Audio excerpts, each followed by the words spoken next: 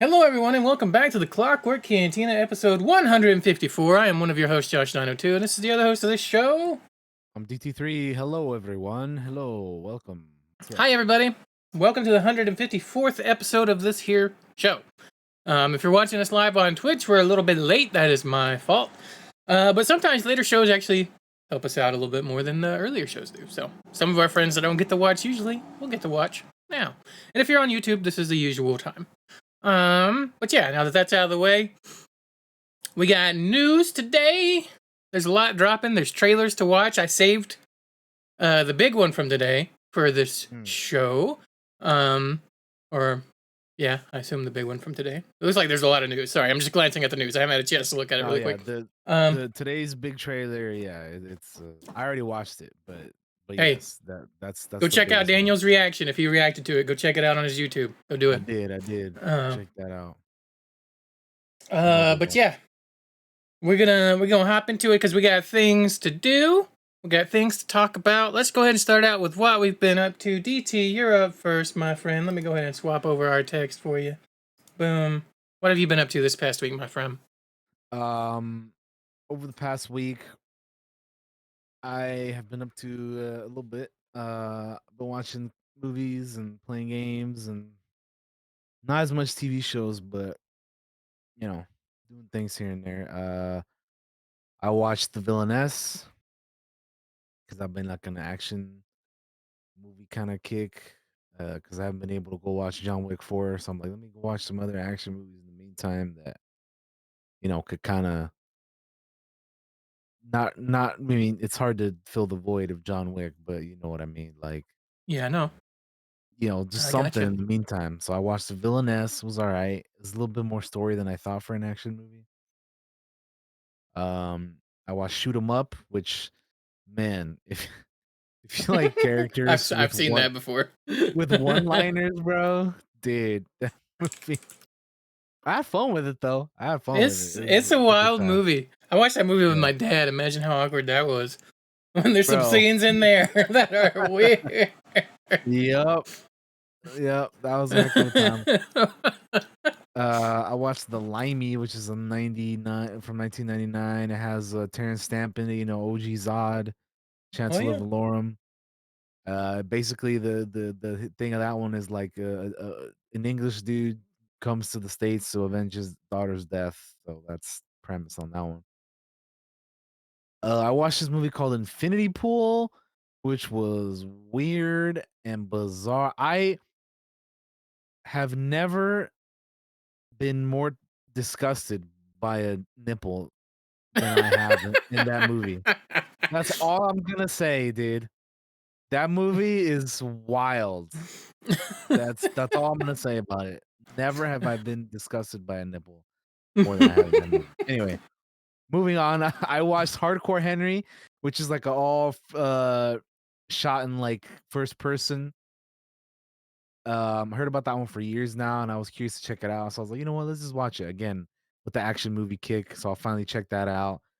It was all right.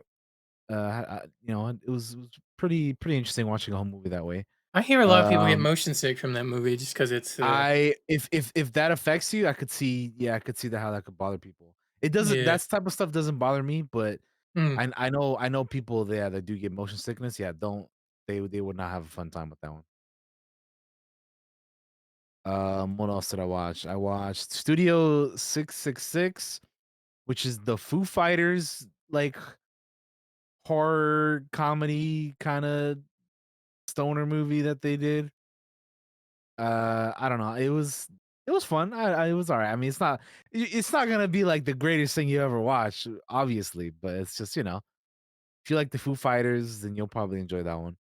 Gotcha. Uh, for the longest time, I'd been meaning to watch Obi-Wan Kenobi: A Jedi's Return, which is basically like the behind the scenes documentary about the Obi-Wan series that came out last year. I've been meaning to watch that. I didn't get a chance to watch until recently, and I really enjoyed that.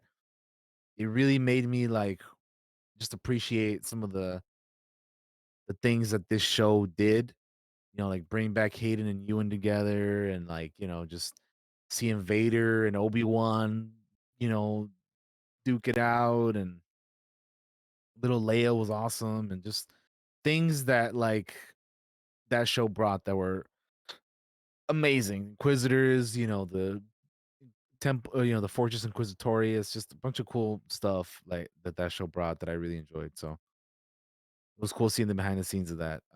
So yeah, definitely check that out if you haven't. It's great. Then I watched Triangle of Sadness, which was a movie that I don't know what to expect from it other than I know it was an Oscar nominated movie.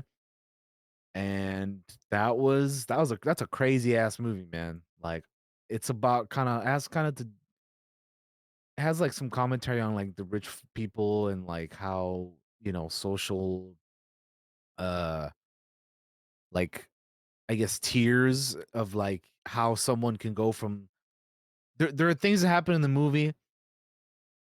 I don't want to spoil too much, or I don't even, I'm trying to figure out how to say this without spoiling, but there are things that happen in the movie where people will go from like the bottom to the top and then from the top to the bottom, if that makes sense. And it's very interesting. I would recommend it to you guys out there if you haven't seen it. Triangle of Sadness. It's a wild movie, man, but I think it's a good one. So definitely recommend that one. And then I just watched the horny 80s animated movie called Fire and Ice. It was Is that it the, horny? I have no idea. I've always wanted to see it's it, but I had no idea. it's a horny 80s animated movie. Just watch it. You'll know what I Oh, mean. okay. That's all I have to say about it. I had no idea. Uh, Anyway, that's all the movies I watched. And then gaming wise, I mean, we've been kind of on a Chivalry 2 kick, a few of us on my Discord. So yeah. we've been playing that. That's been fun. I've been trying to keep up with Fortnite as always. You guys know that. I've played. I've I think I beat the story to the Lego Avengers game or Lego Marvel's Avengers game. So we're done with that. We'll be starting a new game on stream tomorrow. Play a little bit of Hunt Showdown. And then TV show wise, like I said, I haven't been up to a whole lot. Just, watched the rest of the Bad Batch and then Mando 5th episode. And then, keeping up with Ted Lasso. That's kind of all I've been doing TV show wise. But then a few days ago, I met up with some friends and we had a great time, man. We know somebody Oh we yeah. mentioned here from time to time, Majin. Shout out to Majin Shan. We hung out in real life and we were chilling, and it was the first time I met him in person. It was a good time, man. I met up with another friend of ours, Catherine, who lives in Canada. So she was out here for like a concert, and we're like, let's just meet up, and it was awesome, man. We had a great time. Had some bomb ass Korean barbecue, man. God.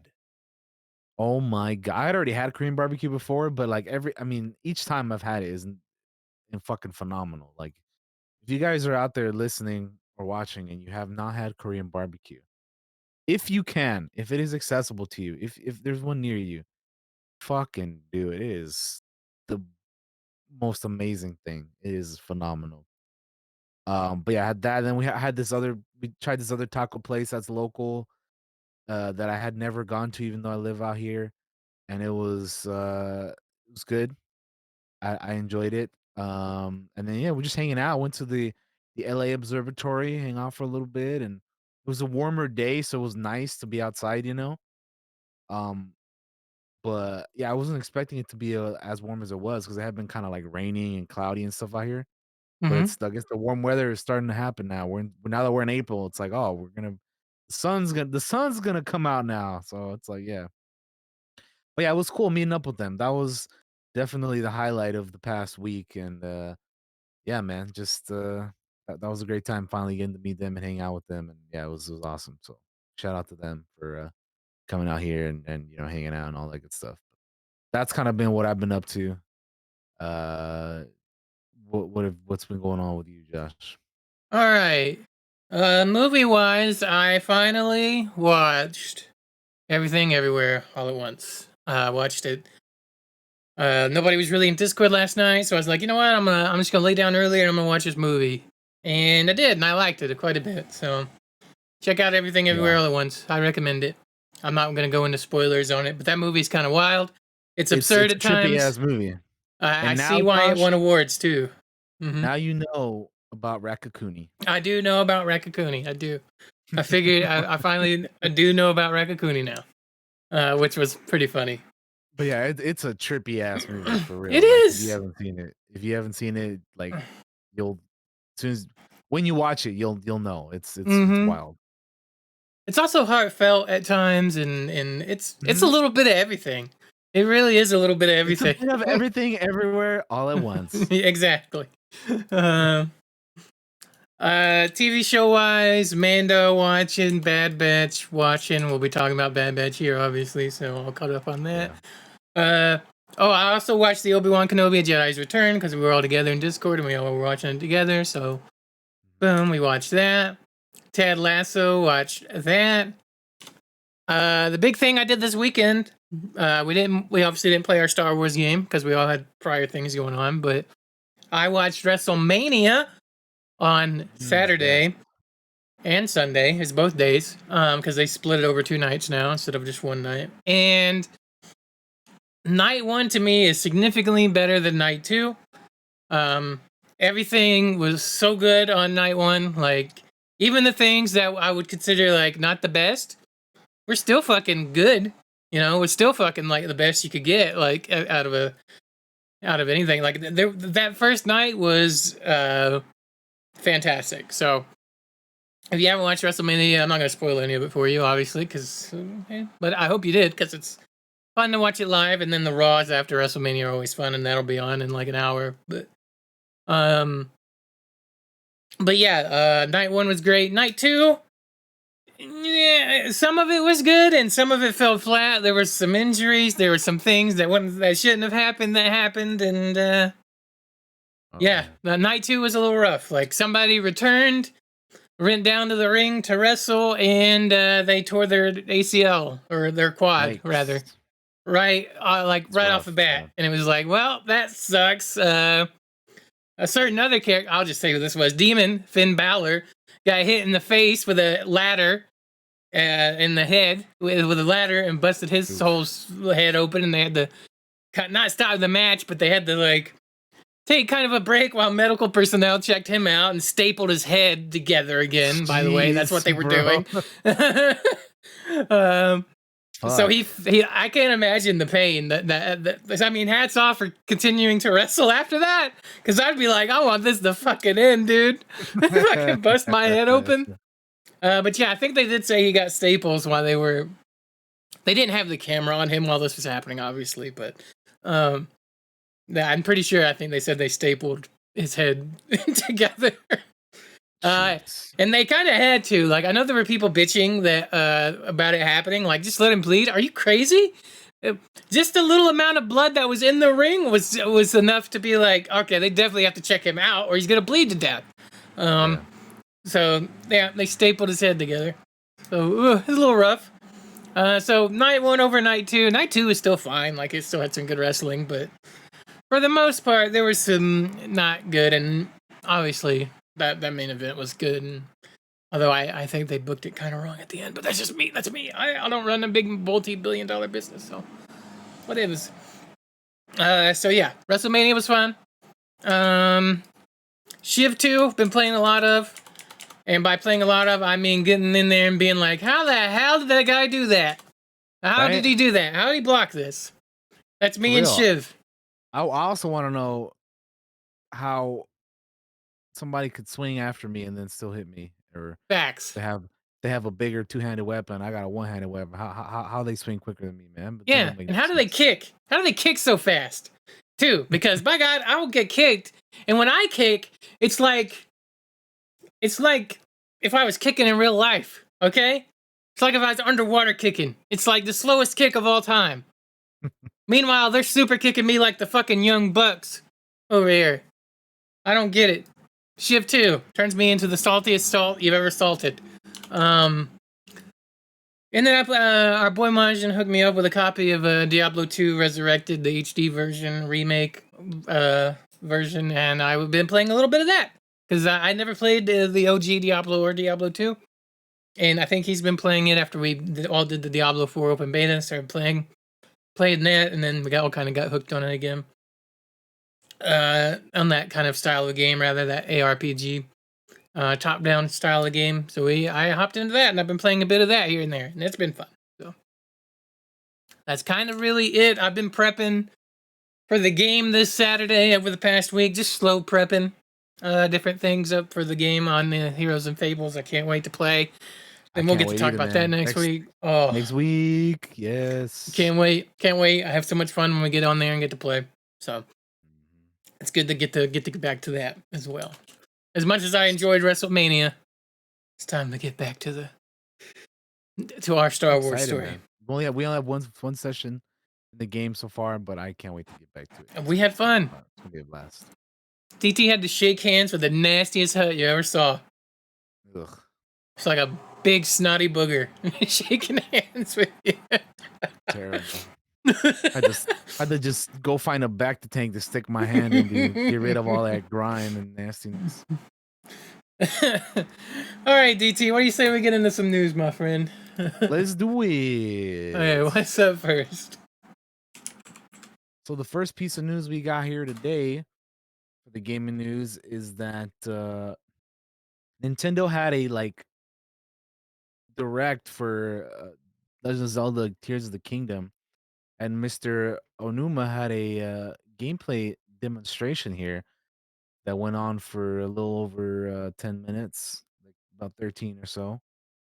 Well, I mean, not all of it's gameplay, but there's a little video, like a 13-minute long video, which is, like I said, about 10 minutes of gameplay. So let's check it out. If you're ready, 3, 2, 1, go. Hello, everyone. I'm Eiji Aonuma, producer of the Legend of Zelda series. First, I have some news. Development on The Legend of Zelda Tears of the Kingdom is now complete. Thank you very much for waiting.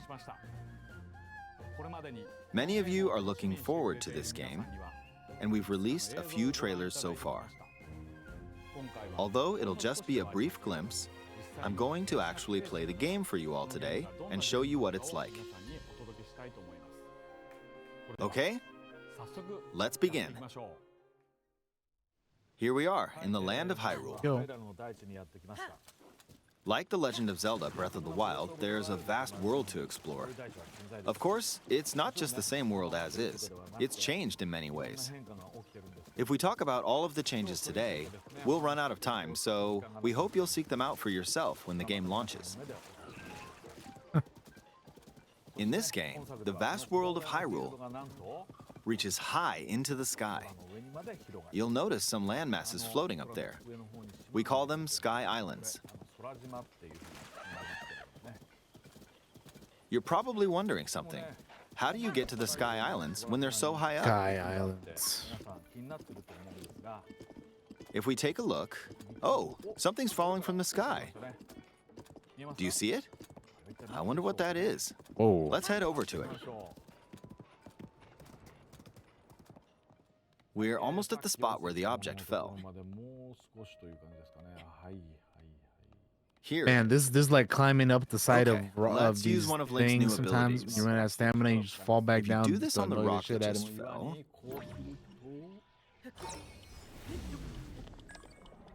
look, it started rising. This power is known as recall, which rewinds an object's movement. Since I just used recall on the fallen rock, I can now rise into the sky.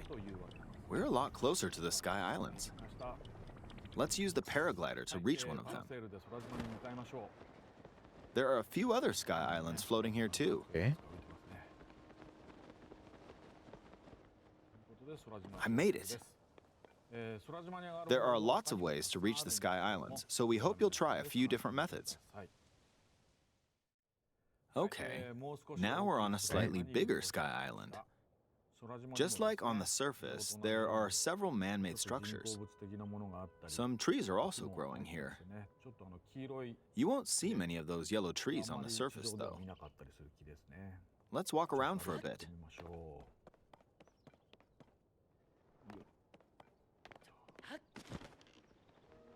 There's a branch on the ground. When you find something like this, you should pick it up. It might come in handy later. Let's continue. Tree branch, huh? Oh, something's there. This is a brand new enemy called a construct. We'll fight it using the branch we just picked up. A construct, huh? Ah, the branch broke. Not good, not good. Quick, get another branch and... This is the new Zelda, the one coming out in May. Moving on. Tears of the Kingdom. Yes. We've now explored more of this sky island.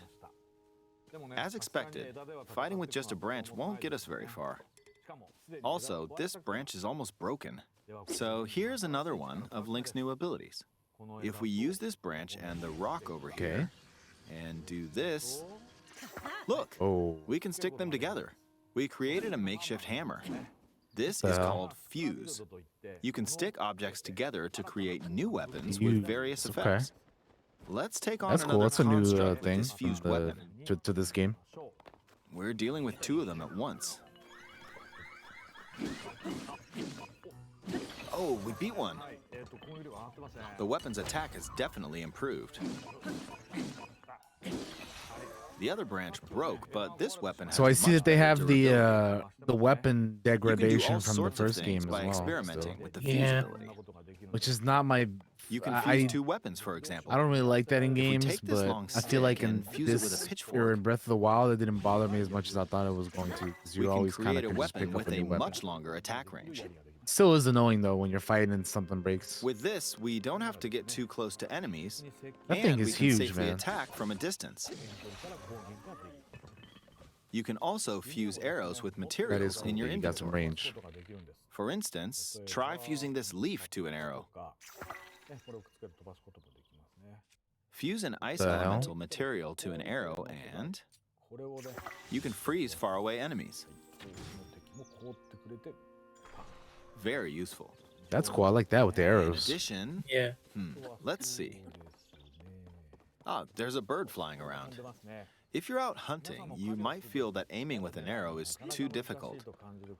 Apparently, my eyes can't track fast-moving objects as of late, so my shots rarely land.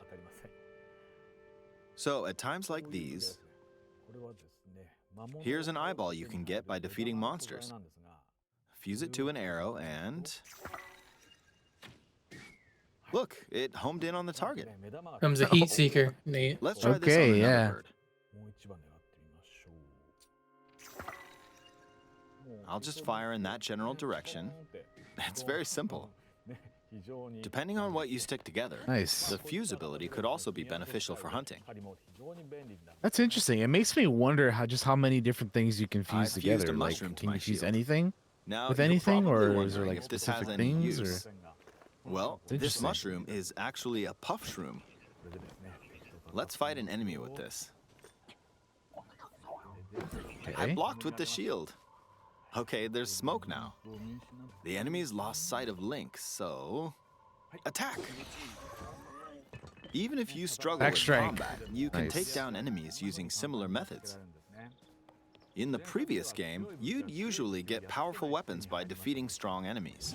But in this game, fusing even the weakest weapon with something else could turn it into a useful weapon. There are even more gameplay options for sticking things together. Let me demonstrate. Some of the Sky Islands even have rivers. We'll want to cross this one, but swimming across it, well, the river's too wide for that. We need a boat. Of course, there isn't anything that resembles a boat Are we about to around fuse a here. boat together? So, we'll lift up this log and attach it to a second log. This is crazy. Let's do one more. We'll bring this over here and well- attach a third log. What's that sticky stuff putting it together? It's a makeshift raft. This is another new ability called Ultra Wow. Hand. Even though the logs are currently attached, Ultra Hand. they can be detached. Let's modify the shape of the raft. You can always attach things or This detach is actually them like pretty this. cool. Yeah, it's pretty neat. Now, if we put this on the water, it's made of wood, so the buoyancy will keep it afloat. We've made a simplified version of a boat. However, it won't move in its current state, so very we'll need something to simplified propel it forward. There's something here. Let's try hitting it. How convenient. Oh, wind. Oh It's man, blowing look wind. at that. Looks like we found a fan. Why don't we try attaching it?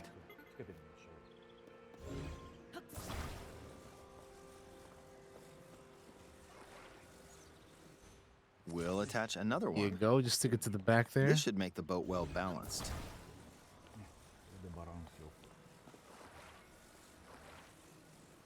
Okay, they're attached. There you All right, go. let's try moving the boat. Let's get Hey, moving. It's moving. It's sailing pretty fast with the wind from the fans. Since we added 2 fans, we should be able to cross the river in no time. All right, we reached the other side. In the most recent trailer, we showed scenes of Link riding a large car and Whoa. a flying machine. Those vehicles actually aren't in the game from the start. Instead, you'll be able to freely craft them on your own. There are all sorts of objects you'll come across in this game. And depending on how you use your imagination, you can do a lot with them. So, try crafting different things and dope. explore this world at your leisure. Like that. There are Oh. even more new abilities. Take this building over here. Okay, watch this. Look, I passed right through the ceiling. This new ability is called It's a Ascend. ghost. If you're in a place with a ceiling, you can go through to the floor above you. There are some restrictions, but what's great about this ability is that as long as there's a ceiling, you can use it anywhere. For example, this place has a cave with a hill right above it. If we use the ability here,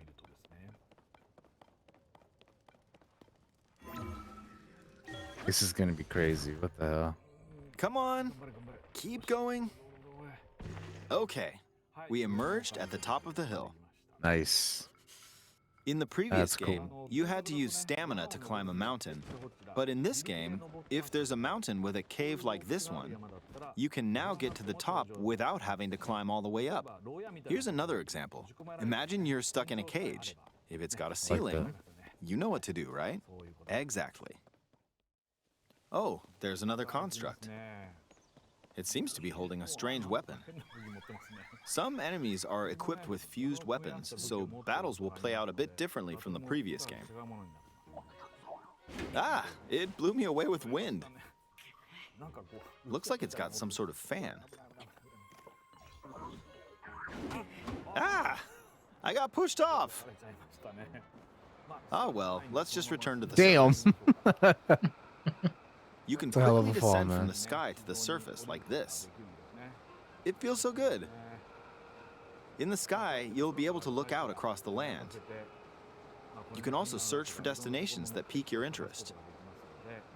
Once you've chosen your destination, you can speed things up, like this. Let's dive into this river. And we're back on the surface. There are still so many things I'd like to show you, but let's leave it at that for now.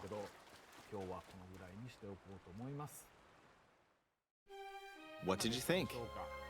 Some of Link's new abilities Well, it's a were cool little updated look. from the previous game. Yeah. The abilities are pretty I'm nice. sure some of you watching me play Definitely were add thinking, more things you could Wait, do. if you in could do this new that, game. then maybe you could do this too. In this game, you can do a lot of things just by thinking about what's even possible. There's still a lot of new gameplay, mysteries, and encounters we couldn't show today, but they're all jam-packed into this unfamiliar Hyrule, and we hope you'll use your imagination to explore it. That's all for today. Thank you for watching.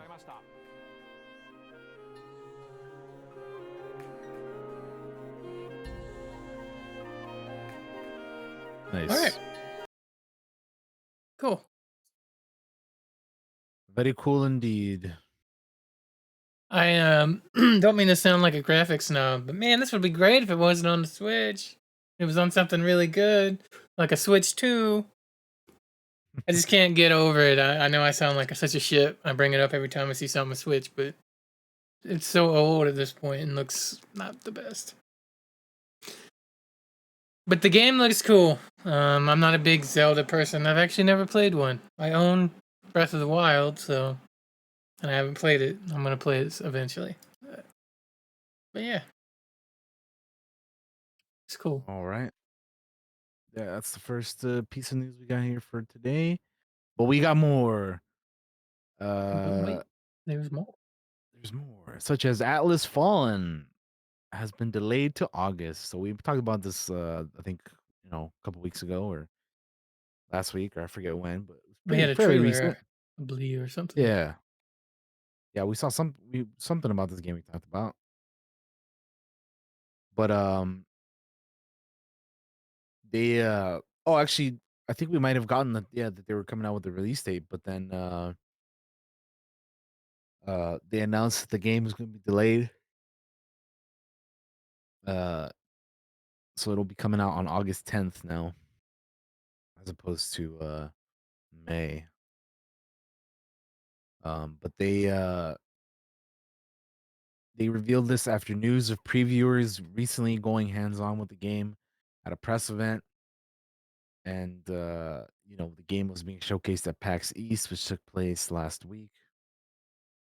And as for why Deck 13 is delaying Atlas Fallen, the team says it needs more time with the game. They put out a message which says, "Dear players, thank you for the tremendous support we received so far on Atlas Fallen. From the enthusiastic comments on our video teasers online and in person at PAX East to the positive reviews from critics, we're grateful and honored to have you excited to play our game. Our goal has always been to create a memorable ARPG experience in a unique setting with exciting gameplay and the option for fully playable seamless co-op with a friend. We'd love to give the game some extra time, which will allow us to deliver the best possible versions of Atlas Fallen. To achieve this, we have made the difficult decision to delay the worldwide launch of Atlas Fallen to August 10th, 2023. We apologize for this disappointing news. We'll come back in early summer to share the updates on the game, including new gameplay footage and your first look at drop-in co-op gameplay. We can't wait to bring you a fantastic experience, or we can't wait to bring you fantastic experiences in the deserted lands of Atlas this summer." So that's what they had to say. Ooh, I get it. Yep, especially after having people preview it, it's like, well, maybe now that we're getting people to play, maybe we do need to work on a couple more things here. So Yeah, guys, remember this message right here. It's on the screen for you. there it is. Yep. Yes, indeed. Shout out to Miyamoto, dude. He knows what's Mhm. up.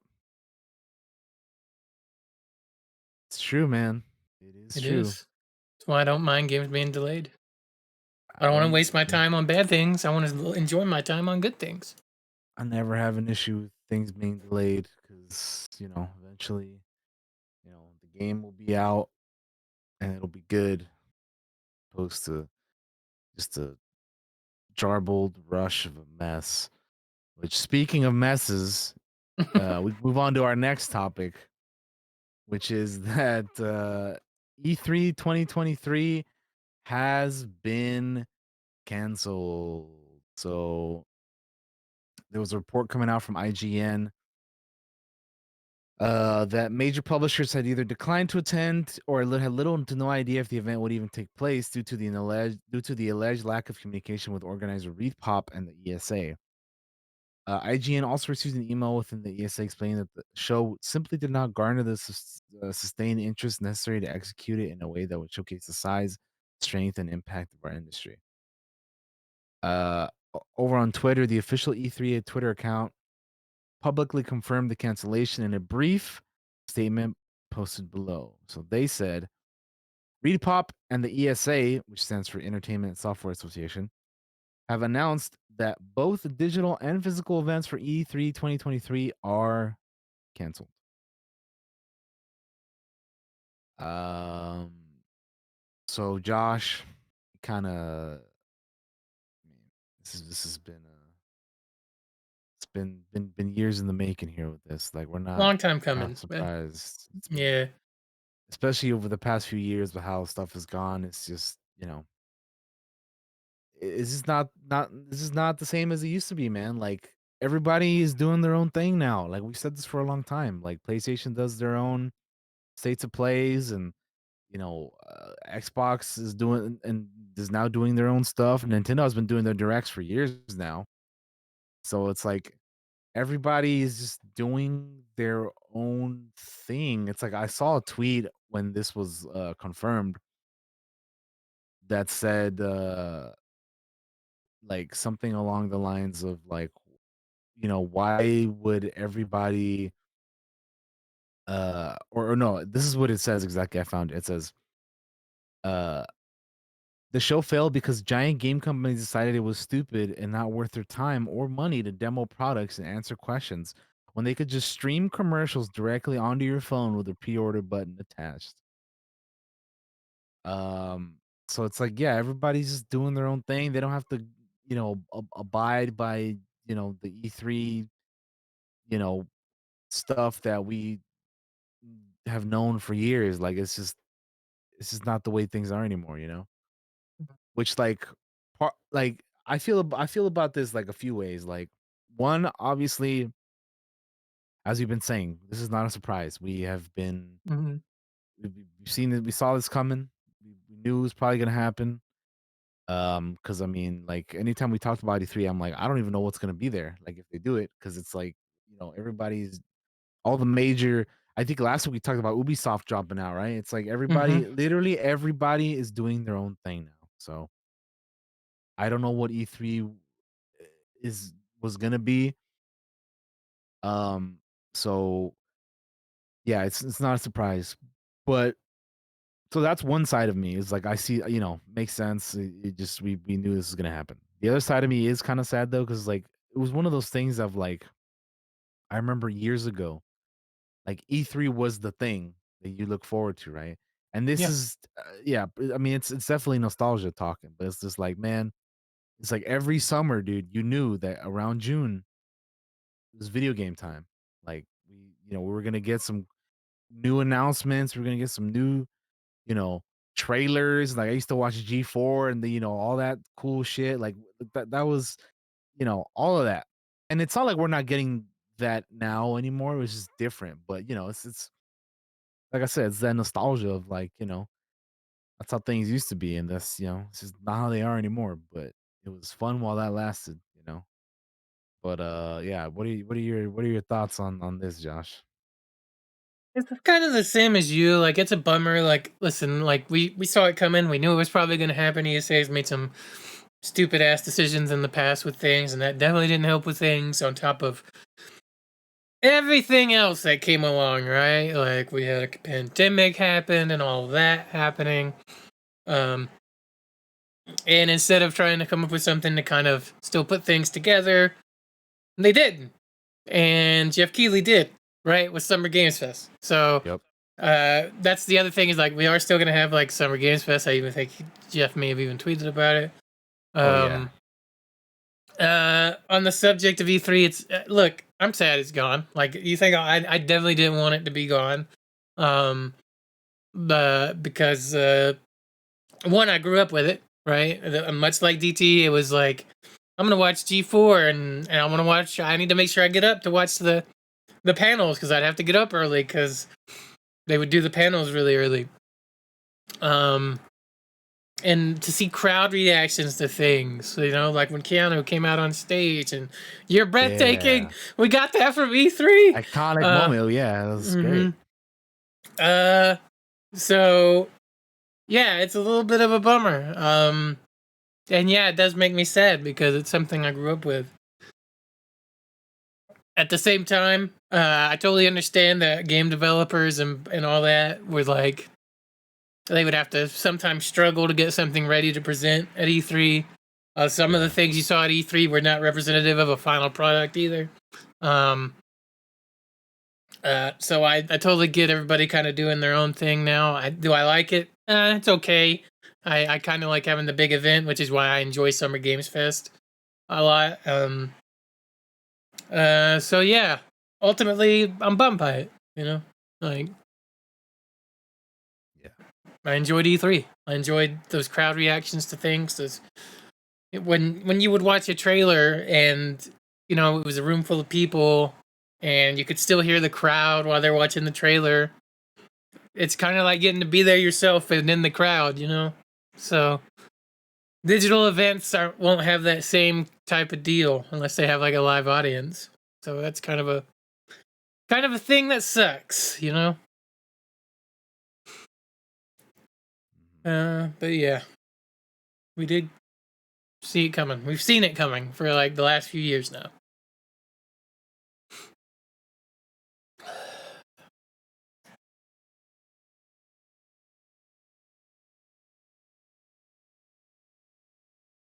Yep. That's all we got to say on that. We can move on though. All right, man. We can move right along, sir. All right. We got some news on Arc 2. Over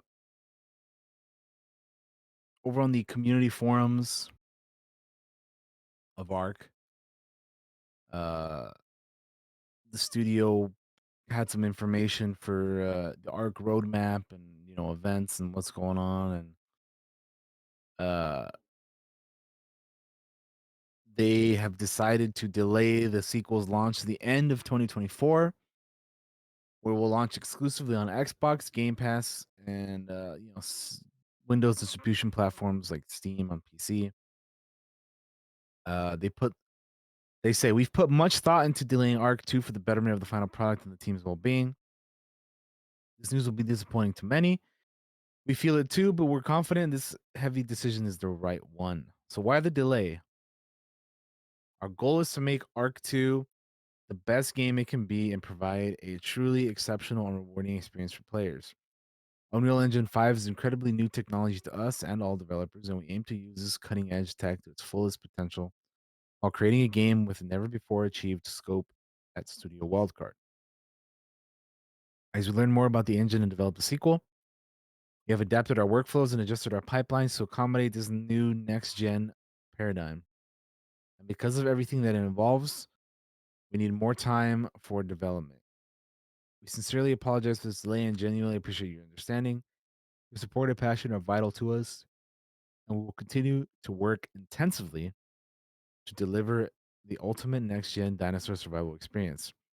With that in mind, we do not plan to showcase any gameplay, screenshots, videos of Arc 2 this year. However, we intend to keep you informed and engaged in the development process by regularly showcasing more Arc 2 assets in the months ahead, leading to our gameplay reveal next year. But our desire to push the boundaries of what Arc 2 is on a next gen platform has led us to the decision to create an intermediary Unreal Engine 5 Arc product utilizing some of our new technology we are building, allowing us to further our mastery of the new engine and ultimately battle test some of our riskier technical advancements. We'll gain a deep understanding of how well the rendering and lighting techniques work on console, what performance will be like, whether we can optimize and deliver interactive water and foliage on a wide scale basis, and much more. We will deliver cross-platform modding, cross-platform multiplayer, and new account system, informing us about other changes we should consider for Arc 2. Due to the scope of all technical and QoL changes required for such a next-gen experience, it is not feasible to make this new version of Arc backward compatible, which led us to conclude that this will need to be a separate product. We also recognize that Arc 2 has some pretty significant design changes from the original game, which may not make it as appealing to everyone. And which is why we feel it is essential to provide players with a fully next gen version of the original experience to ensure that fans can continue to enjoy Arc as they know for years to come. We're thrilled to share this new Arc journey with you this year, bringing players from PC, Xbox, PlayStation together in a new next gen version of the game you love, topped off with a revolutionary cross platform modding. So, lots of new info on Arc 2, as well as them saying they're going to do a they're basically going to do a next gen version of the original game, um because they're changing up second game, like not only like looks wise, but they're changing up a lot of the you know, the way that it feels compared to the first game. So they even mention here, like, looking at you, Souls like combat, primitive only weaponry, strict third person mechanics, and overall very serious tone. Um, which will be interesting. Not sure what you know what how they're gonna go about it. Sounds intriguing. I mean, I like Ark. I know the Ark was more of like a Jake's game, but I mean, I enjoyed it for what it was for the most part. I mean, Mhm. to be fair though, I also never played it like on public servers. I only ever played it on a private server, so that's why I think it was pretty fun. But I couldn't imagine. I don't know how it is on like public stuff, But anyway, yeah, news on Arc 2, and then next gen remake or remaster of the previous one. So yeah, Yeah, that's cool. I don't really have a lot to say on Ark. I just kind of play it with you guys because it was fun playing with friends. sounds good. Also, today we got previews for Star Wars Jedi Survivor. I didn't put any videos on here or anything like that because people have like full videos and stuff, or like 22-minute like gameplay videos and stuff. But basically, a lot of the reviews or previews rather are very positive. They say Jedi Survivor is everything you liked but bigger and better.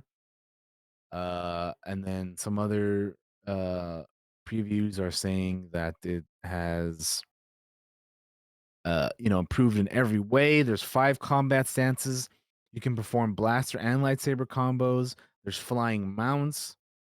There's a Ramblers Reach hub where you can recruit characters, get quests, and there's apparently town building mechanics, as well as improved cosmetic customization. So you can see here with the video that Josh has, there's definitely that case. I think they heard a lot of the complaints that people had about the cosmetic situation in the first game, and they're like, "All right, here you go. Here's something way better." I like them jackets, man. I'm gonna have Oh my yeah. Cal. I'm gonna have my Cal wearing a cool ass jacket. That's for sure. Are you gonna be mullet cow? Cow? Mullet Cal. Yeah. Are you gonna be Cletus Kestis? You know. Cletus Kestis. Look at that. Oh Oh man. my! He looks You like. call you call him the redneck Jedi. Let's go. Oh man. Yeah. Uh, That's hilarious, dude. but yeah, I saw this is all I've seen of the previews. Somebody posted this, and I was like, "This is great" because I could just look at the little GIF and I could throw it on the stream, and it's not a big deal, without it Yeah. being like a 20-minute long video. It's cool. I like But how you can change yeah, the hair, the facial hair, not just the clothing. That's pretty dope. That's hilarious, dude. yeah, I hope there's a lot of cool outfits. Cletus Yeah. Kestis. Cletus Kestis, man. Uh, Anytime I see somebody play that game now and they have that, that's what I'm gonna call him. I'm gonna call him Cletus Kestis. Thanks to you, man. They call me Cletus Kestis. oh, And is this I am oh? a Jedi survivor. Here is somebody has a little GIF of the some of the lightsaber customization on here. Oh, nice. Throw Let's that check up that there out. for you guys. Up on the stream. Oh, they got all the colors. You can change them. Oh, oh, nice. They got the white too. I don't think white was in the first game. I don't think it was. But they got a lot of the other colors back too. That's nice, man. Oh yeah, look at the pommels and the switches and everything. That's nice, bro. That's gonna be fun, dude. Mm-hmm. That's All right, going to cool. be fun. Very nice. Yeah. This starts over. Cool. To those of you that make the little Giphy videos that I could show on stream, appreciate you. Thank you. Make it super easy to show off.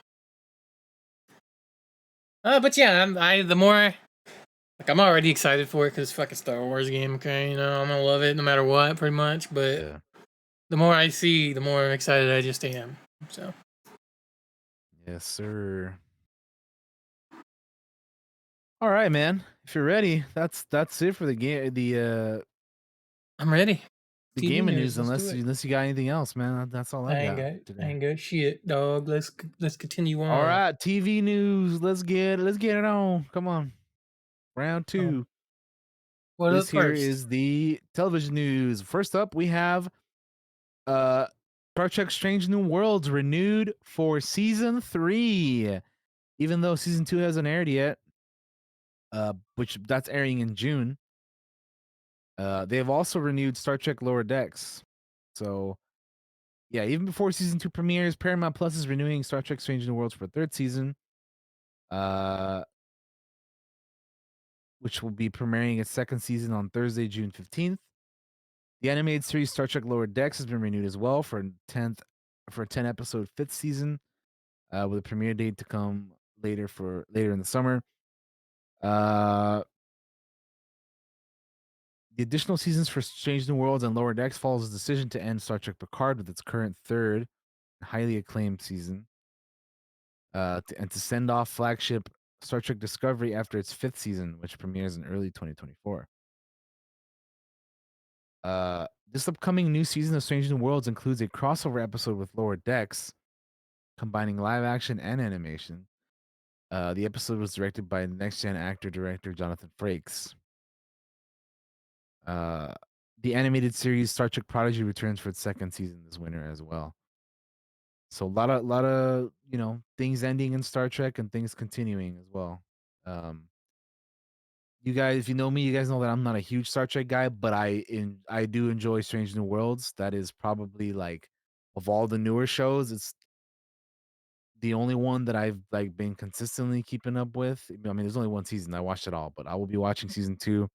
I watched Discovery, but the first 2 seasons just wasn't it, man. I didn't like it as much, so I never continued with it. And then I just haven't seen any of the other stuff, so I can't speak on any of that. But I can say that I am glad that Strange New World is continuing because I like that one. So that's good news, Josh. I know you've seen some of this other stuff, right? Yeah, I've seen Lower Decks, and obviously I watched Strange New Worlds along with you. Lower Decks is hilarious. I'm kind of curious to how they're gonna do that crossover. That ought to be pretty fucking funny. Discovery I didn't really watch. I kind of joined you and Baba for a little bit of it, and then yeah. And then Picard I haven't watched at all.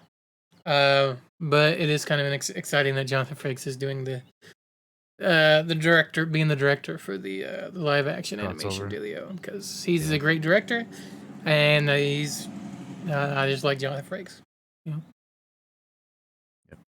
It's just a fact, not fiction. Never happened. Never You made it up. Anyway, yeah, cool. There's your Star Trek news for the week. Moving on from Star Trek to Star Wars. Star Wars Skeleton Crew has recruited the Green Knight director David Lowery. So after directing the medieval fantasy film The Green Knight and the upcoming remake of Peter Pan and Wendy, filmmaker David Lowery is going to a galaxy far, far away. He's one of the directors on board for Skeleton Crew, the upcoming Star Wars series on Disney Plus. He's also joining Everything Everywhere All at Once directors Daniel Kwan and Daniel Schreiner. As we know, Skeleton Crew is going to be starring Jude Law, and it's been created by John Watts, who directed all 3 of Tom Holland's Spider-Man movies in the MCU so far.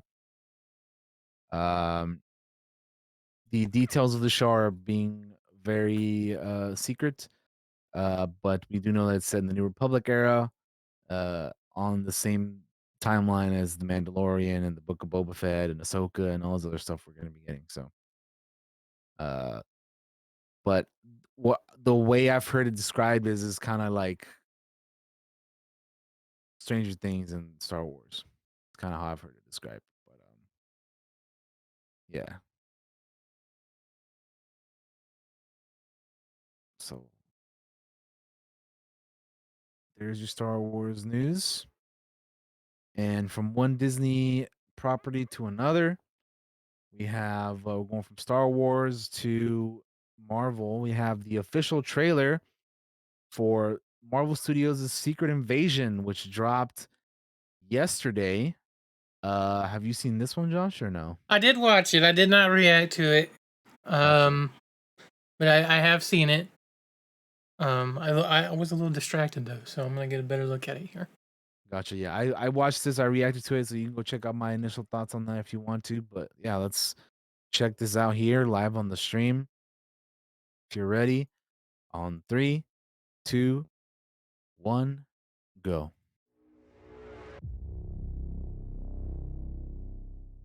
Fury. Since you've been gone, Talos.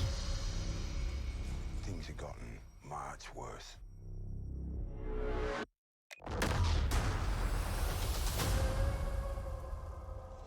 How do you think I came back?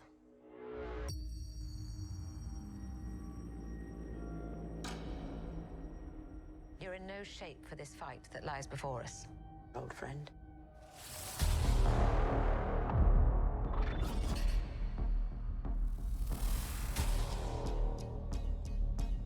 This is personal. Very few of us know about the wars fought in the shadows that have raged on this planet. Do you feel responsible?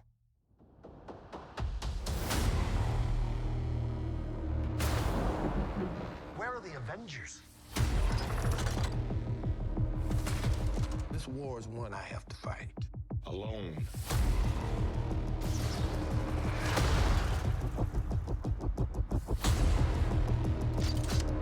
You're the most wanted man on the planet.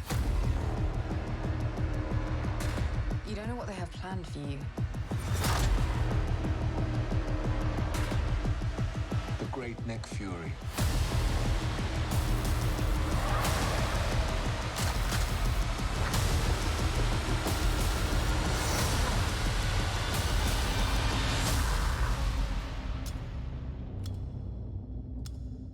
One last fight. One last fight, Nick Fury. Come on now. So streaming on June 21st. There you go, man.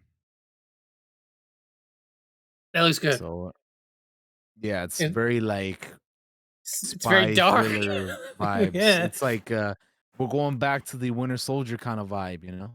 Which I'm about. I'm about it. Mm-hmm.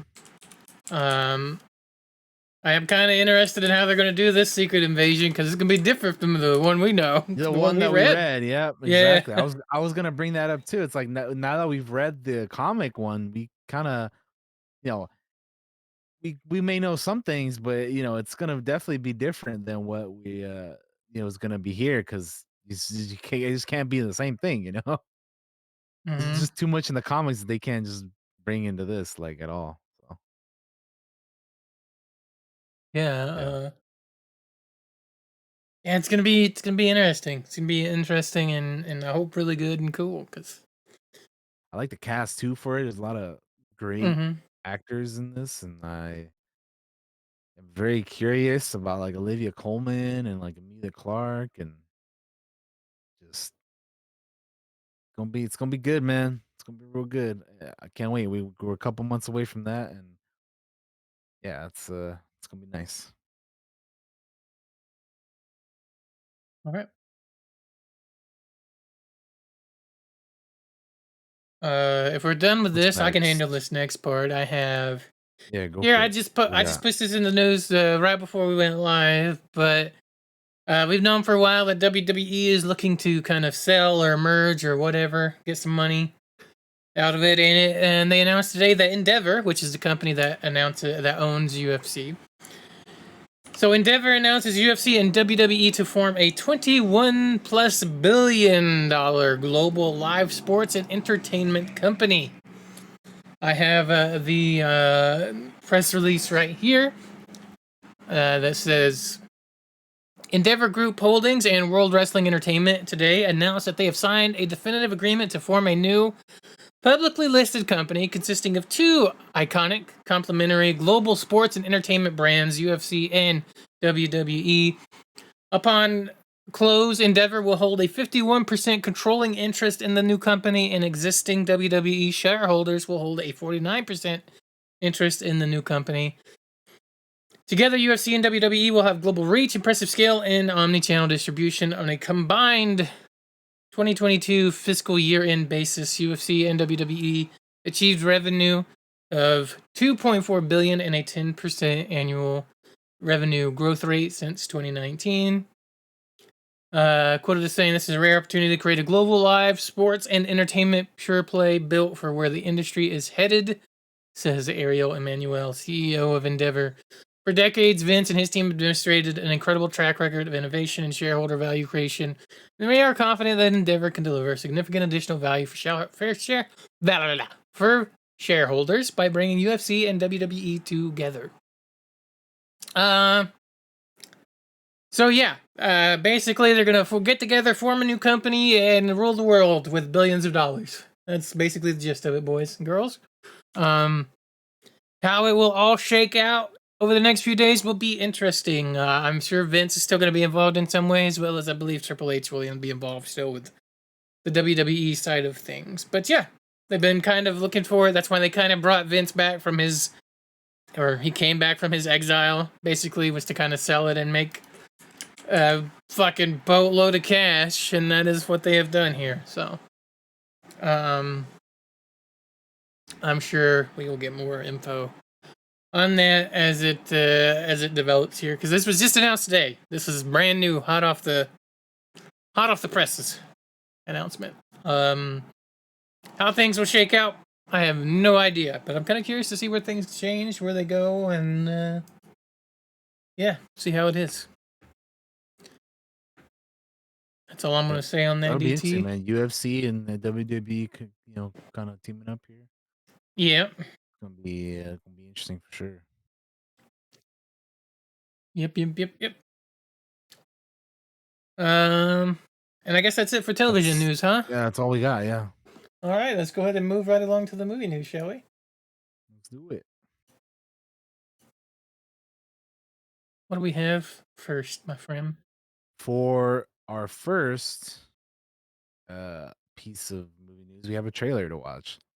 I actually have not seen this one yet. I haven't either, and I really actually wanted to, pretty bad. So you guys are gonna get our first time reaction to both of us on this one. Mm-hmm. And this is for Disney Pixar's Elemental. So let's check it out, man. In 3, 2, 1, go. Meet the residents of Element City. Air usually has their head in the clouds. Oh, my new jacket! Earth can be a little seedy. Nothing weird going on here. Just a little pruning. Water is always getting into something.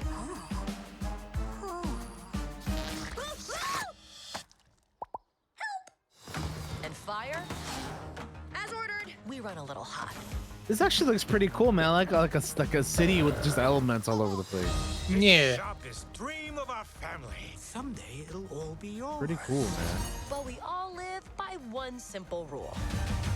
Elements cannot mix. The pipe squished me all out of shape. Dang. That's better. Oh. So you've never left Firetown? Sorry, buddy. Elements don't mix. Hey! Plus, Aw, why not man. boil you alive? Why does anyone get to tell you what you can do in your life? Come on! Why do they even have these? Who knows? Watch this! Whoa. Ember, I see a change in you. What, hair guy? You live here? It's my mom's place. We got 2 kids that are swimming around here somewhere. Orca! Follow! I've been trying to fill my father's shoes, but I never once asked what I wanted to do.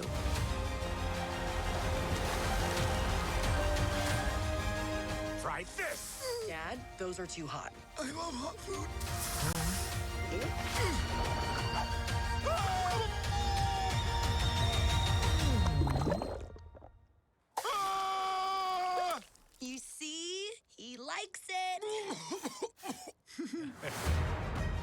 That actually looks good, man. I like that. It looks fun. Yeah, Like, I I want want to to check check that that out. out.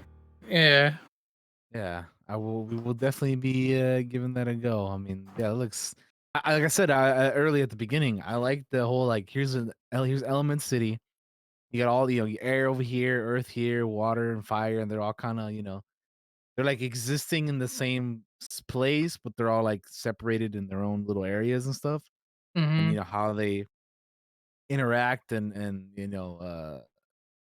come together is gonna be interesting, man. Like I like the also the two what looks like our two main characters, kind of how they're gonna, you know, um not interact because we kind of see some of that, but like just like how they're gonna um like go away from what is like already like Hmm. established and like how she was saying like or how he was telling her like you've never done nothing for yourself, like and just it's very like relatable stuff that people can relate to with what's these characters are going to be going through, so makes sense. And yeah, it looks like I said, looks like it's going to be a really fun movie, and the Yeah. animation is beautiful as always, so yeah. Yeah, for me, it's like I just love how colorful it is. It's just like an explosion of fucking color in every scene. It's just gorgeous to look at. Yeah. Um, uh, and it's just animated really well. So that kind of and what I like about it is also as well is just like how different each of the elements are. And it's like here's the Earth. They're kind of seedy, and you see the fucking doing shady shit up there, and then like the water ones, they're like in a water park, and like I just like that. I like that kind of world building to it, I guess is what I'm getting at. Yeah. Yeah. But yeah, definitely gonna be checking that out. Cool. All right. Well, the next thing we have here is Deadpool 3 casting news. They've added Succession actor Matthew McFadden. Uh, so he will be joining Deadpool 3 along with Ryan Reynolds as Deadpool and Hugh Jackman as Wolverine. And Emma Corrin as well in the villain role. His character is unknown, but they were searching for a character as described as being as a third wheel to Deadpool and Wolverine. So we'll see if that's going to be him or if it's going to be somebody else. But yeah, I was trying to like see if I had like if I recognize this guy from something or anything, but because I haven't seen Succession, like I've heard a lot about that show, but I haven't seen it. But yeah, no, there's just I'm trying to like think if I've seen him in anything, and like off the top of my head, I can't really say I have. He was like in an episode of The Last Kingdom, and which I haven't seen, but he was in that like uh what you call it, the Russell Crowe Robin Hood movie, which I mean I also haven't seen, but he's just been in a lot of stuff that I haven't seen. So you know, I saw I that know movie, that but I don't remember him in it. I know that there's gonna be also people that recognize him as Mr. Darcy from Pride and Prejudice, but I mean again, I haven't seen that. So um, yeah, he's just been in a gang of stuff. I haven't seen Criminal Justice. He's been in that. Like I just things I haven't seen him in. I haven't seen him in anything. So we'll see what he does in Deadpool 3. But yeah, that movie's supposed to be coming out on November 8th, 2024. So obviously they're still gonna be casting and all that good stuff. So yeah. And speaking of Marvel, we're gonna stick with Marvel here because the Fantastic Four movie has got a new writer. Uh Josh Friedman, who wrote Avatar: The Way of Water, along with War of the Worlds from '05, and Terminator Dark Fate, which, some of his stuff is not the best, but I mean, Avatar 2 was good and people like that, and that's the most recent thing he did. Um, Lock and Key, he did some episodes of the Sarah Connor Chronicles. The screenplay for The Black Dahlia, and yeah, World of Worlds, like I said. So yeah, this is who they're getting for the new Fantastic Four movie. Uh, and Matt Shockman is going to be directing, whereas previously it was going to be John Watts, if well we remember. But I just hope that, like, whoever, if this is going to be the team that they have for Fantastic Four, and I have just like said this for like the longest time, like whoever they get for Fantastic Four, I just hope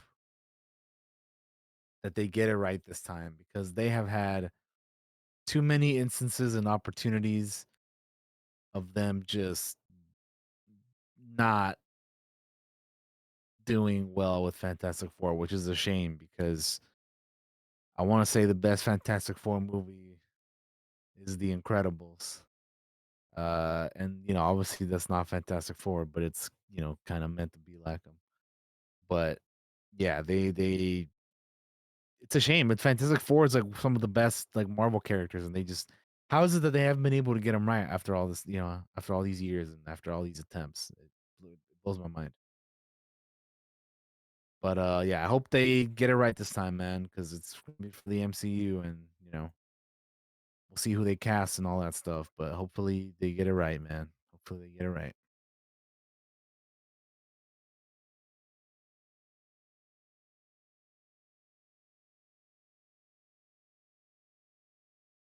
Sticking with Disney news, we have a couple of live action remakes to talk about. The first one is Lilo and Stitch.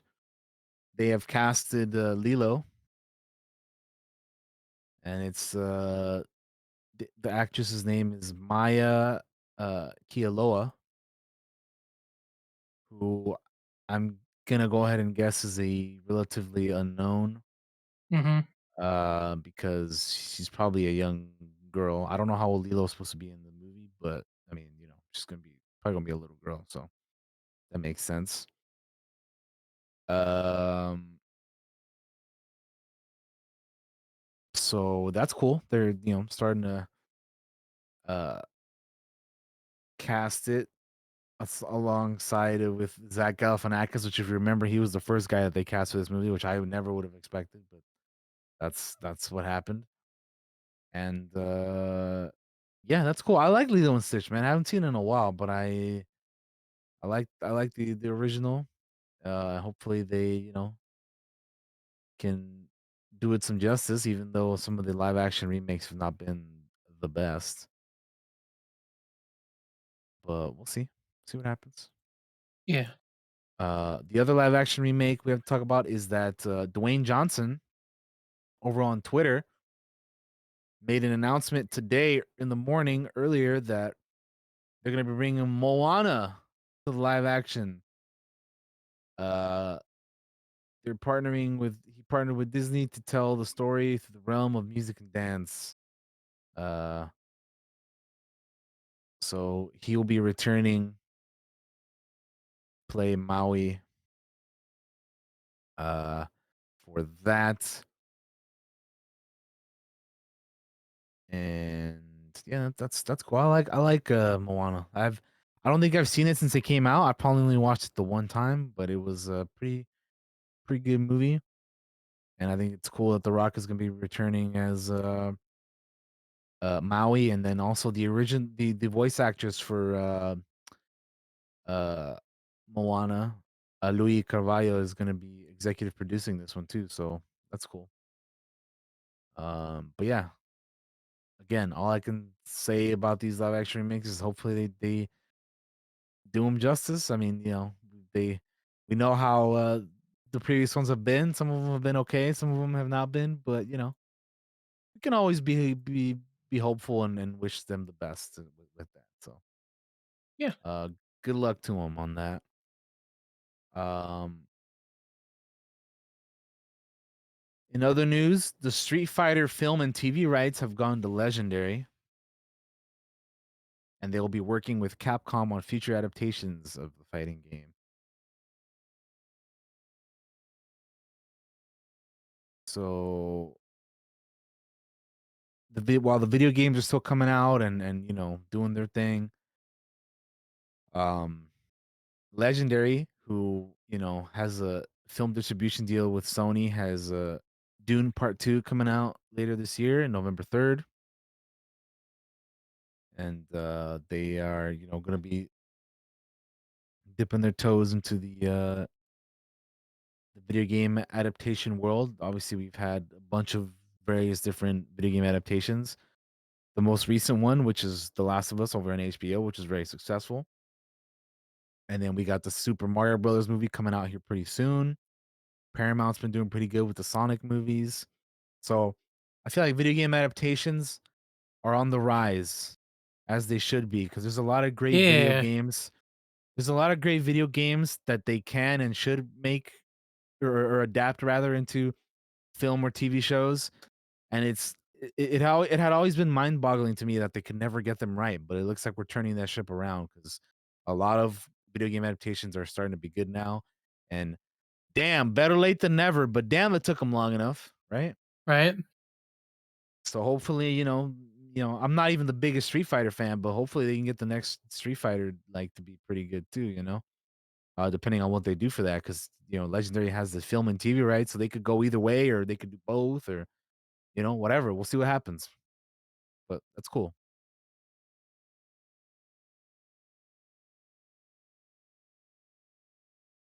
We have a trailer here or a teaser for Extraction 2, which I haven't seen this yet. I haven't either. So it'll be first time watching this. This also came out earlier today. So if you're ready, let's check it out in 3, 2, 1, go.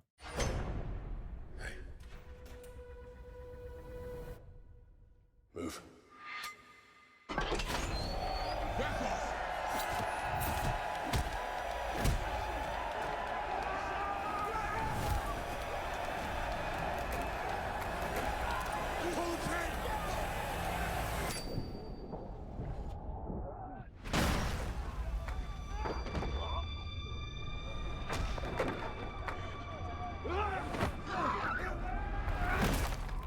Damn. Tyler? You were clinically dead 9 months ago.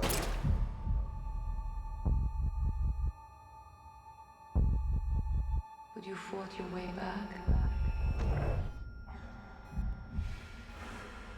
You came back for this. Why?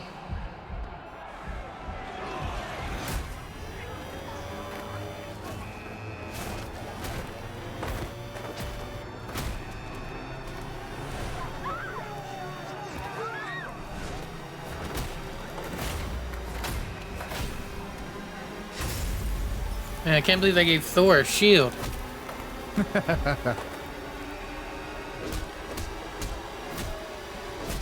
His arms are Damn, on fire. And he's just They gave him punching Ghost dudes out Rider with it. powers. What the fuck?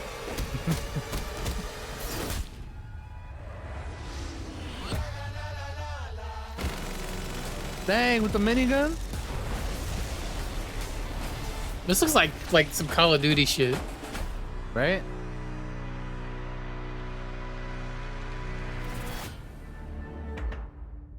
So June 16th. I like the first one, man. It I was do kind of too. it was kind of one of those movies that I was like, I mean, we like action, we like good action movies, so it was like I didn't know what to expect from it. I just watched it and I was like, man, this is better than I thought it was gonna be, and I had a good time Uh-huh. with it. So hopefully, if the second one is even near that, then that'd be good.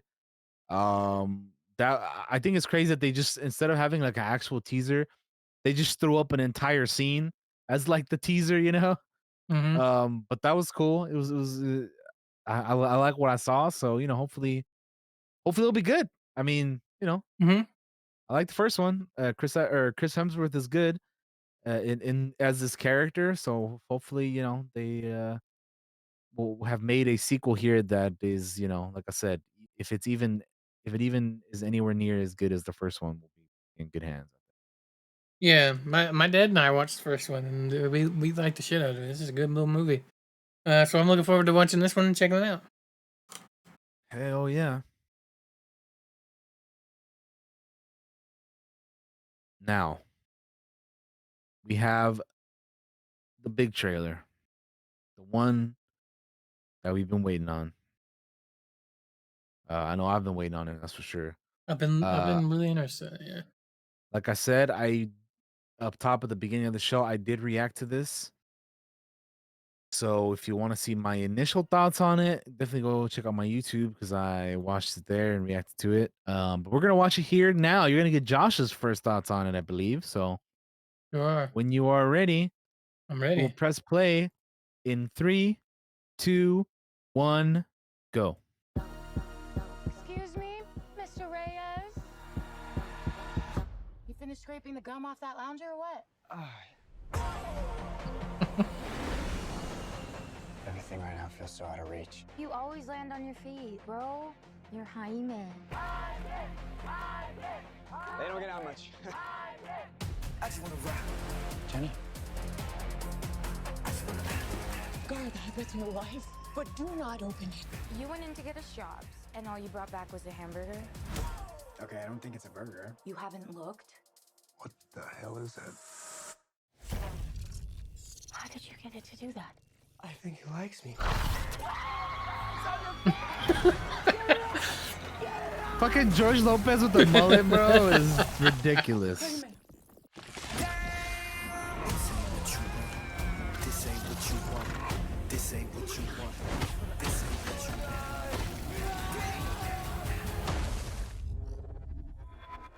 What the? Host acquired. Who said that? It's okay, it's gonna be okay!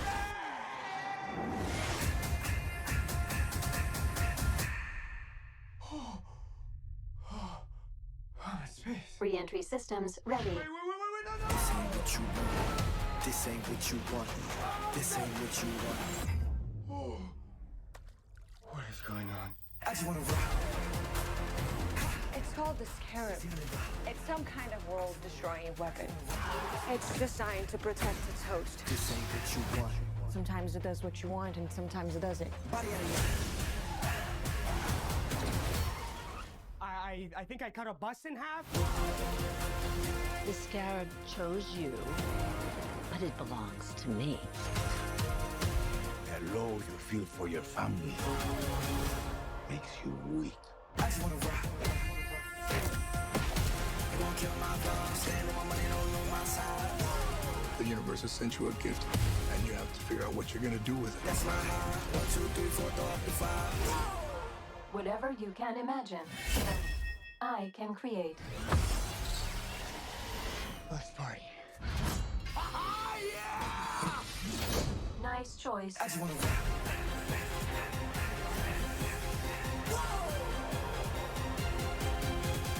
Whoa. It's like Batman stuff. Batman's a fascist. I just wanna rock. I can't wait for this movie, man.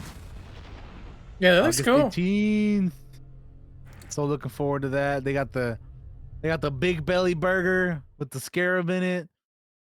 Xolo Maridueña looks great as Jaime. I almost said Miguel because I'm so used to him as in Cobra Kai. Right. But yeah, Xolo Maridueña looks great as Jaime. Man, yeah, I remember I watched this and I was like, man, I forgot Susan Sarandon was gonna be in this movie. Right. Fucking George Lopez looks ridiculous as hell with the fucking mullet and the fucking beard and the colored nails and stuff. But it looks cool, man. I've been waiting on this one for a long time. It's good to finally have a Latino superhero out here. Been waiting on it, and yeah, I'm excited. I can't wait. Like I said, if you want to hear all my other thoughts, go check out the um my initial reaction to it because I enjoyed it and I kind of was looking at some things, you know, after the trailer was over. But yeah, it's good stuff, man. Mm-hmm. But Yeah, no, that Josh, that looks first good. thoughts after just watching Yeah. it? I think it looks really good. The fucking suit transformation the first time they show it in the trailer it looks fucking terrifying. Like that looks Oh so yeah. that looks fucking scary. I think the suit looks good. Um, I think we've seen some photos previously, but photos are photos. Seeing it in like motion and in Yeah. a trailer is something completely different. Um, I think this looks good. I'm kind of curious to what the plan is going to be with Blue Beetle going forward and stuff too, as well with all the changes that have been going on at DC. But I think this is going to be a hit. I think it's not taking itself too super seriously, but at the same time, Yeah. it looks good. The fucking ending scene with the fucking sword and shit is fucking dope. Uh, so yeah, and I'm obviously a big fan of our boy Miguel from Cobra Kai. It's good to see Cholo in this as well. Good to see that it's paying off and that he's gonna be a big.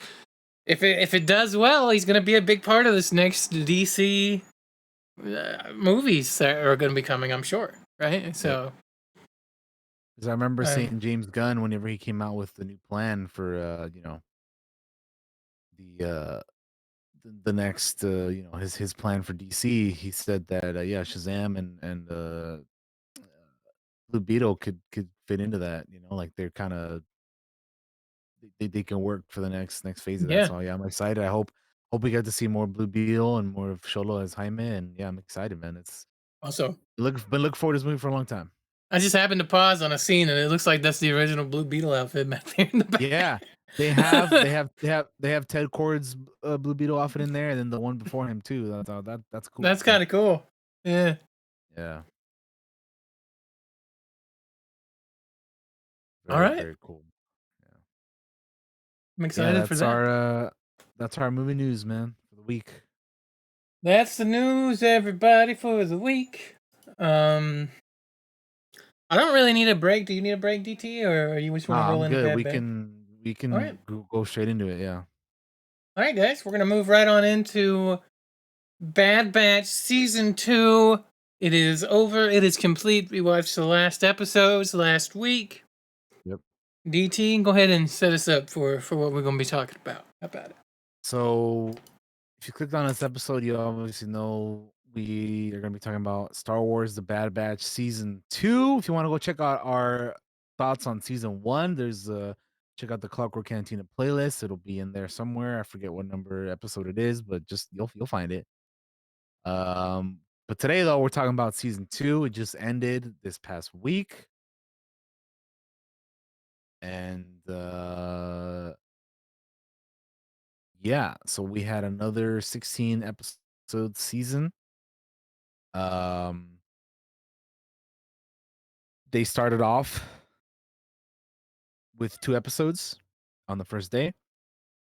Then we had 1 episode a week until the mid-season, where we had 7 and 8, which also came out on the same day, and then the finale ended with 2 episodes as well, with 15 and 16. I like the way they do that, where they give you the 2 on the premiere, mid-season, and then the end. I think that's a good way to go about it. Then you have the weekly in betweens. We got a lot of good stuff this season. I think we started off pretty good with the first 2. I think the mid seasons were also really good, and then I think the finale was also really good. There was a lot of other good episodes in between. Um,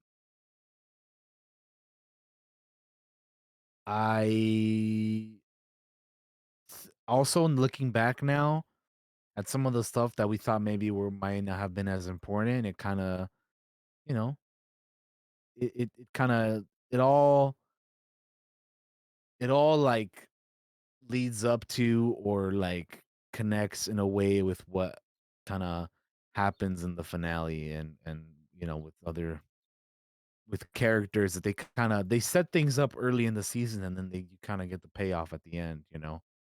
Mhm. So I thought overall, I thought it was a really good season. How about you? Overall, thought it was a great season. Yeah, I enjoyed it. Obviously, there was a point where I had not accidentally, I'd kind of gotten busy and missed a few episodes and had to go back and catch up. But man, it wasn't because I didn't like the season at all. I enjoyed the shit out of it, watching it all the way through. Uh, and yeah. Overall, I enjoyed the Bad Batch quite a bit. Uh, and this season is pretty fucking dark.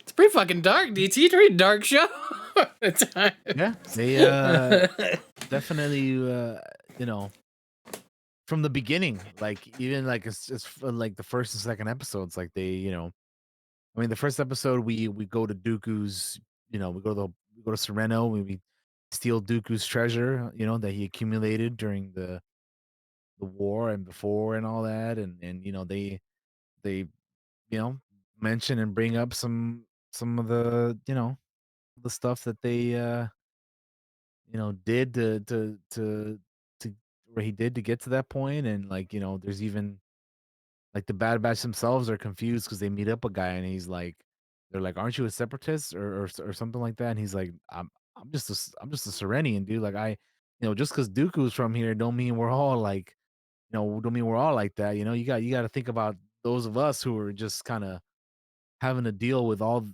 bullshit that he brought, and he did. Um, so that was really cool. And then like, you know, Rampart and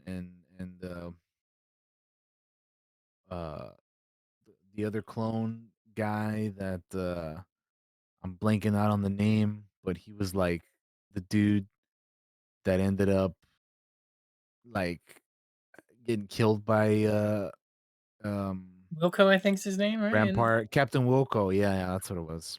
the only reason I know is because I have the episodes up. Because those early episodes, I remember them, but I can't remember all the details of them. So I have them open, and I'm just kind of like, Yeah. as we're going through, kind of looking to see what Yeah. there is. I mean, like for me, there's like so many clone captains and commanders, and I'm like, and some of them are more recent. Some it's like, and like for Wilco, he was only like, first two episodes, like he hadn't been in anything else. So it's like, damn, what was his name Relatively again? minor, yeah.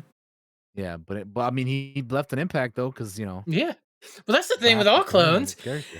Doesn't matter Yeah. how really small they are, they leave like you remember them. Like we're later in the season, the Outpost episode, which I'm sure we're going to talk about eventually. Oh, Clone the in there, Outpost episode, one of the best one episodes of the episode. season. There's the clones in there that leave you with some fucking that you ain't gonna forget.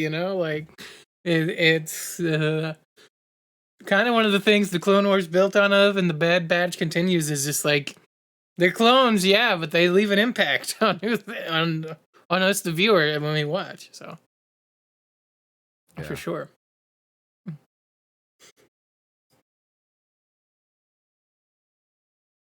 Um, they also like teased certain characters throughout in the trailer before the season came out.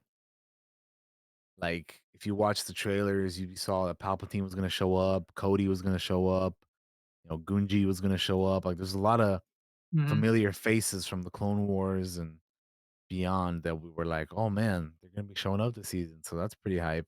Like I remember at Celebration of last year, they on the last day they came out with the trailer, and I was like, "Whoa, dude! Like Palpatine and this and that." And it's like that's nuts, dude. And now here we are. Season's over, and we got to see it all and watch it all. And yeah, it was pretty pretty good. And like I said, there's a lot of stuff that they set up early in the season that kind of pays off towards the end. Even if you're watching an episode that you're like, "Oh, this maybe isn't as good" or whatever, it's still like it like sets minor things up for like a character or characters later in the season. Like there's a lot of these like early episodes, like we're not even there's something that happens in the finale. I mean, I don't we're gonna talk spoilers, but a little bit later. But there's something that happens in the season finale,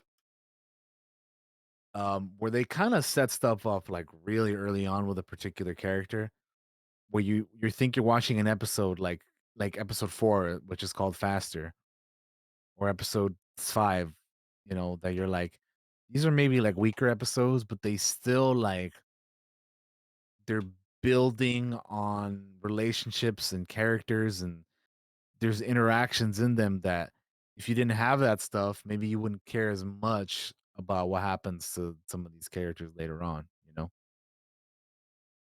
Um, so it all kind of matters, even if it's not as important or doesn't seem relevant at the time.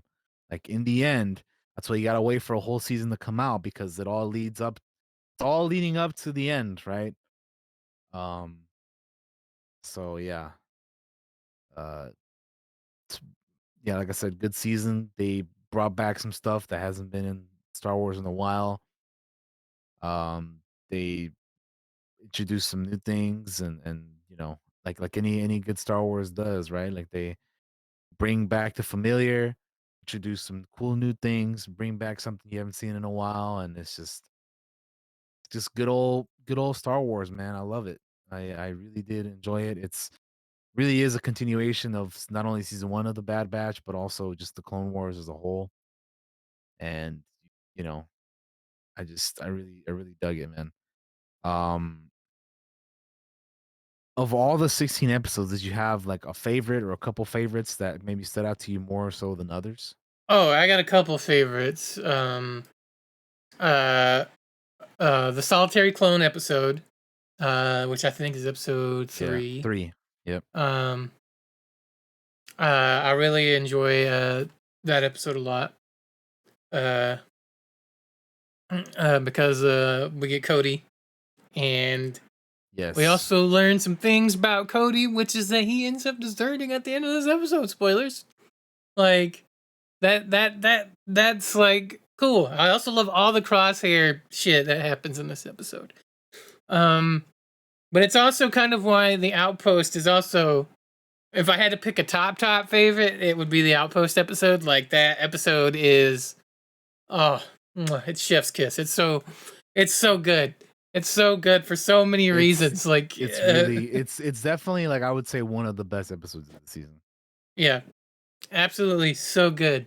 Um, Overall, one of the things I find fascinating, this is it's just a favorite episode, and I'm going to ask you, DT, about your favorite episodes in a minute, is like, Okay. I like the whole world building around like clone rights. What are we going to do with clones now that this war is over? Yeah. And that's It's a prevalent pretty big throughout the theme of the entire season. season. Yeah. Yeah. And like there's somebody on the clone side here that kind of is fighting for them to have rights. Like they fucking fought and served, they deserve some rights here, right? Like, come on. So I found that fascinating and interesting, especially in terms of like the Senate and trying to get things passed, and conspiracy and the whole deal, that the clone conspiracy episode, and like that is like uh, crazy a thing I enjoyed a lot about this season in particular. How about you, DT? Favorite episodes? So favorite Couple of them. episodes of the season, obviously, I mean, the Outpost is a great one. I like the finale too. Yeah, finale's good. I like the premiere because the way they like started us off. Solitary Clone was great because we got to see Cody again. I honestly was not expecting them to do that with Cody. Like I wasn't either. I was just expecting them like Cody to stick to like true to the Empire and like just be with them, kind of like Crosshair is right now, or how he was. I thought the same thing. I thought, oh, we're gonna have a guy that Crosshair can like, be even more in deep into the Empire with Cody. And they completely like flipped that around. I wasn't expecting Cody to just like be a deserter. Which I think is important also, not only for his character, but for Crosshair later, because he hasn't abandoned the Empire yet, but I get the feeling that at some point he's gonna return back to his bros and leave the Empire behind as well. Especially Mhm. after an episode like The Outpost where he got to experience like, you know, poor fucking, you know, Mayday over here just getting completely disregarded. Um And then he Yeah, pops that guy. Fuck yeah, dude. Like, we're all rooting for him to shoot that son of a bitch. And I'm like, oh my God, he's not going to do it. He's going to let him walk away. And then you just hear it. And it's like, fuck yeah. Fuck that piece of shit. Fuck that Nazi piece Lieutenant of shit. Nolan gets fucked. Yeah. Fuck that guy, dude. What an asshole. He deserved that. Yeah. I mean, everybody wanted him to shoot him, and he did, man. So he just did what everybody wanted him to do. But yeah, so I enjoyed like those episodes. I really enjoyed the clone conspiracy and the truth and Mhm. consequences, which is like the mid-season stuff. Because again, clone rights and like we go to the clone bar again, and like we're kind of figuring out like the Empire and certain members of the Empire and like officers and leaders they just want to get the clones out of here. And then you have like Senator Chuchi, who I loved that we brought her back again because she's like such a great character to bring into something like this. And the way they used her for like the story reasons and trying to help out the clones and like having connections with the clones now and everything was just so good. So I love stuff like that. I love the Gunji episode, Tribe. That was a cool, like I wasn't sure what they were gonna do with Gunji. Oh. I'm glad they didn't kill him because I was kind of worried that maybe they were gonna do something like that or I don't know what, But so I'm glad that uh that he was alive. So that's another one of my favorite episodes. And then I loved another one that we haven't mentioned is the Metamorphosis episode. They brought back the fucking Zillow Beast, dude. You know how many years in the making in real life? Like they haven't mentioned the Zillow Beast since Clone Wars, and we're talking like 2011 or 2010, like in real life years that the Zillow Beast hasn't been in like on screen in any like Star Wars anything. Like that is wild. And that whole episode was just like kind of started off alien-esque. And I really enjoyed that all that stuff and then just like seeing Echo and Rex set up like a clone network where you got like Gregor and Hauser and all these other homies that we've kind of been recruiting and gathering over time. That's cool, but it kind of makes me worried about their future because we know that eventually in Rebels, Rex only has two other homies with him, and that is Wolf and Gregor. And right now, we have all these other guys. So it kind of makes me worried about the future. I mean, and like, it makes sense now how Rex, has those two guys with him at the end there. But it makes me worried for some of those other guys because I'm like, oh man, eventually you're here with them now, but eventually you won't be. So, I'm just like, oh, dude, hopefully, uh, they they go out heroically or something, man, because a lot of the stuff we're seeing right now has to do with them clones, and it's not looking good for them, man. Yeah. But yeah, those are some of the episodes I really enjoyed, and yeah, I just definitely like really really cool stuff going on there. And When you mentioned Gunji earlier, all I could think, I remember that episode, and I was like, right, they brought back the Kinraths. Well, they're netcasters now, but they brought them. Those are obviously inspired by the fucking things from KOTOR. Yeah, and I was like, oh man, that was an episode I watched on my own, but I kind of wish you had watched it with me and just talking about like, DT, it's the things. We know those things. It's the spiders. Again, I love when they bring back stuff, dude. Oh, like it's the best. It made me so happy. Then I watched some reactions, and of course Eric recognized it. I'm not the only person that recognized it. And I was like, thank God somebody else recognized it. But man, that I can't tell you guys when it's a little thing, but it means so much to me, right? Because I love Knights of the Old Republic, and while the creature doesn't leave like a specific memory in my mind, I remember it. So seeing it like kind of in live action, it's a little different. Is really cool. Or sorry, in animation again. God, brain. Yeah. Brain overload. Also, we also get to see Hauser again. We were worried about him. Yeah, I was Last wondering season. what they were doing with him, but they got him out, man. glad they did. Even in jail, most perfect haircut of all time. Right? He's the most uh what's the word? The most I don't want to say fashion, but like he's the most like I don't know. He's got the best barber, that's for sure. Whatever barber he goes to, they get it. They clean him up nice. Right? Some all these other clones are got like buzz cuts or like flat tops or just weird ass shit. So yeah. But nah, man, not Hauser. Hauser knows what's up. So it was cool to see him again. It was cool to meet Fee this season. Yeah. That's another character that I was kind of alluding to when I was talking about like Mhm. leading up to certain things. Um in terms of the like going towards the finale and whatnot. Yeah. If we want to get Like spoilery, I think we can now. If you want to. yeah, let's Uh, go ahead and do because that. Might as well. fuck Sid this season, dude. Fuck Bro, Sid. they set that up all the way from the faster episode, which is episode 4, when fucking Ernie Hudson guest starred, and he's like, "Yo, you helped her out, but you better be careful, cause she ain't always gonna be looking out for you." And they set that up way since then, and they paid it off at the end when she fucking betrayed him.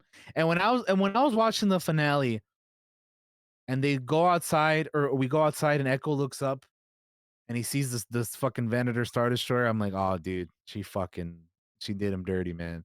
That's Mm-hmm. fucked up, bro. They come back to you after losing one of their own, and they're all banged up and injured and bruised up and whatnot, and you go ahead and call the Empire on them. That's shicey, bro. Like I know that's the type of character she is, but man, you She's don't a even have shit. like She's a that's shit. fucked up. That's Fuck fucked up, Sid. bro. Fuck Sid.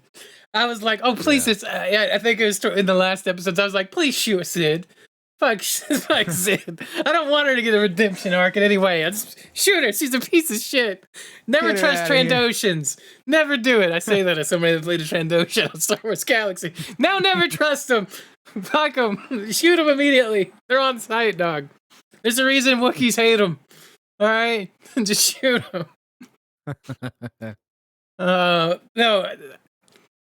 My thing with Sid is like this whole season, she acts all shitty to the batch because they're off doing things, and it was like the entire first season they did shit for you all the time, and you always kind of fucked them over. Like, come on, like, how are you this shitty?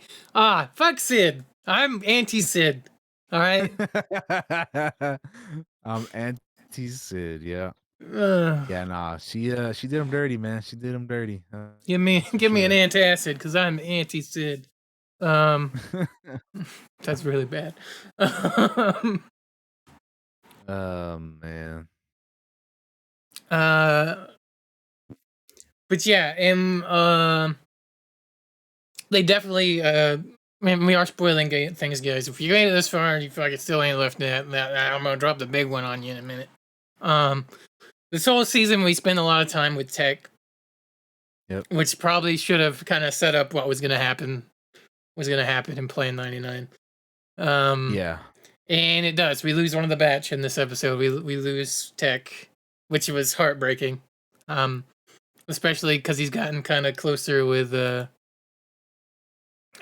Omega. kid, Yeah. with Omega. Sorry, brain.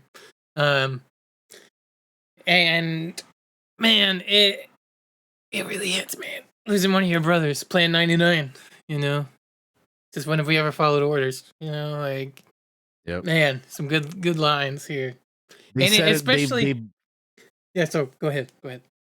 No, they've been setting it up all season with Omega, with Fee, with just like the other members of the Bad Batch, with Sid, like everybody and everything that like we saw this season, like on all the episodes. Like I said, even some of the minor stuff, like some of the episodes, you're like, oh, maybe this isn't really.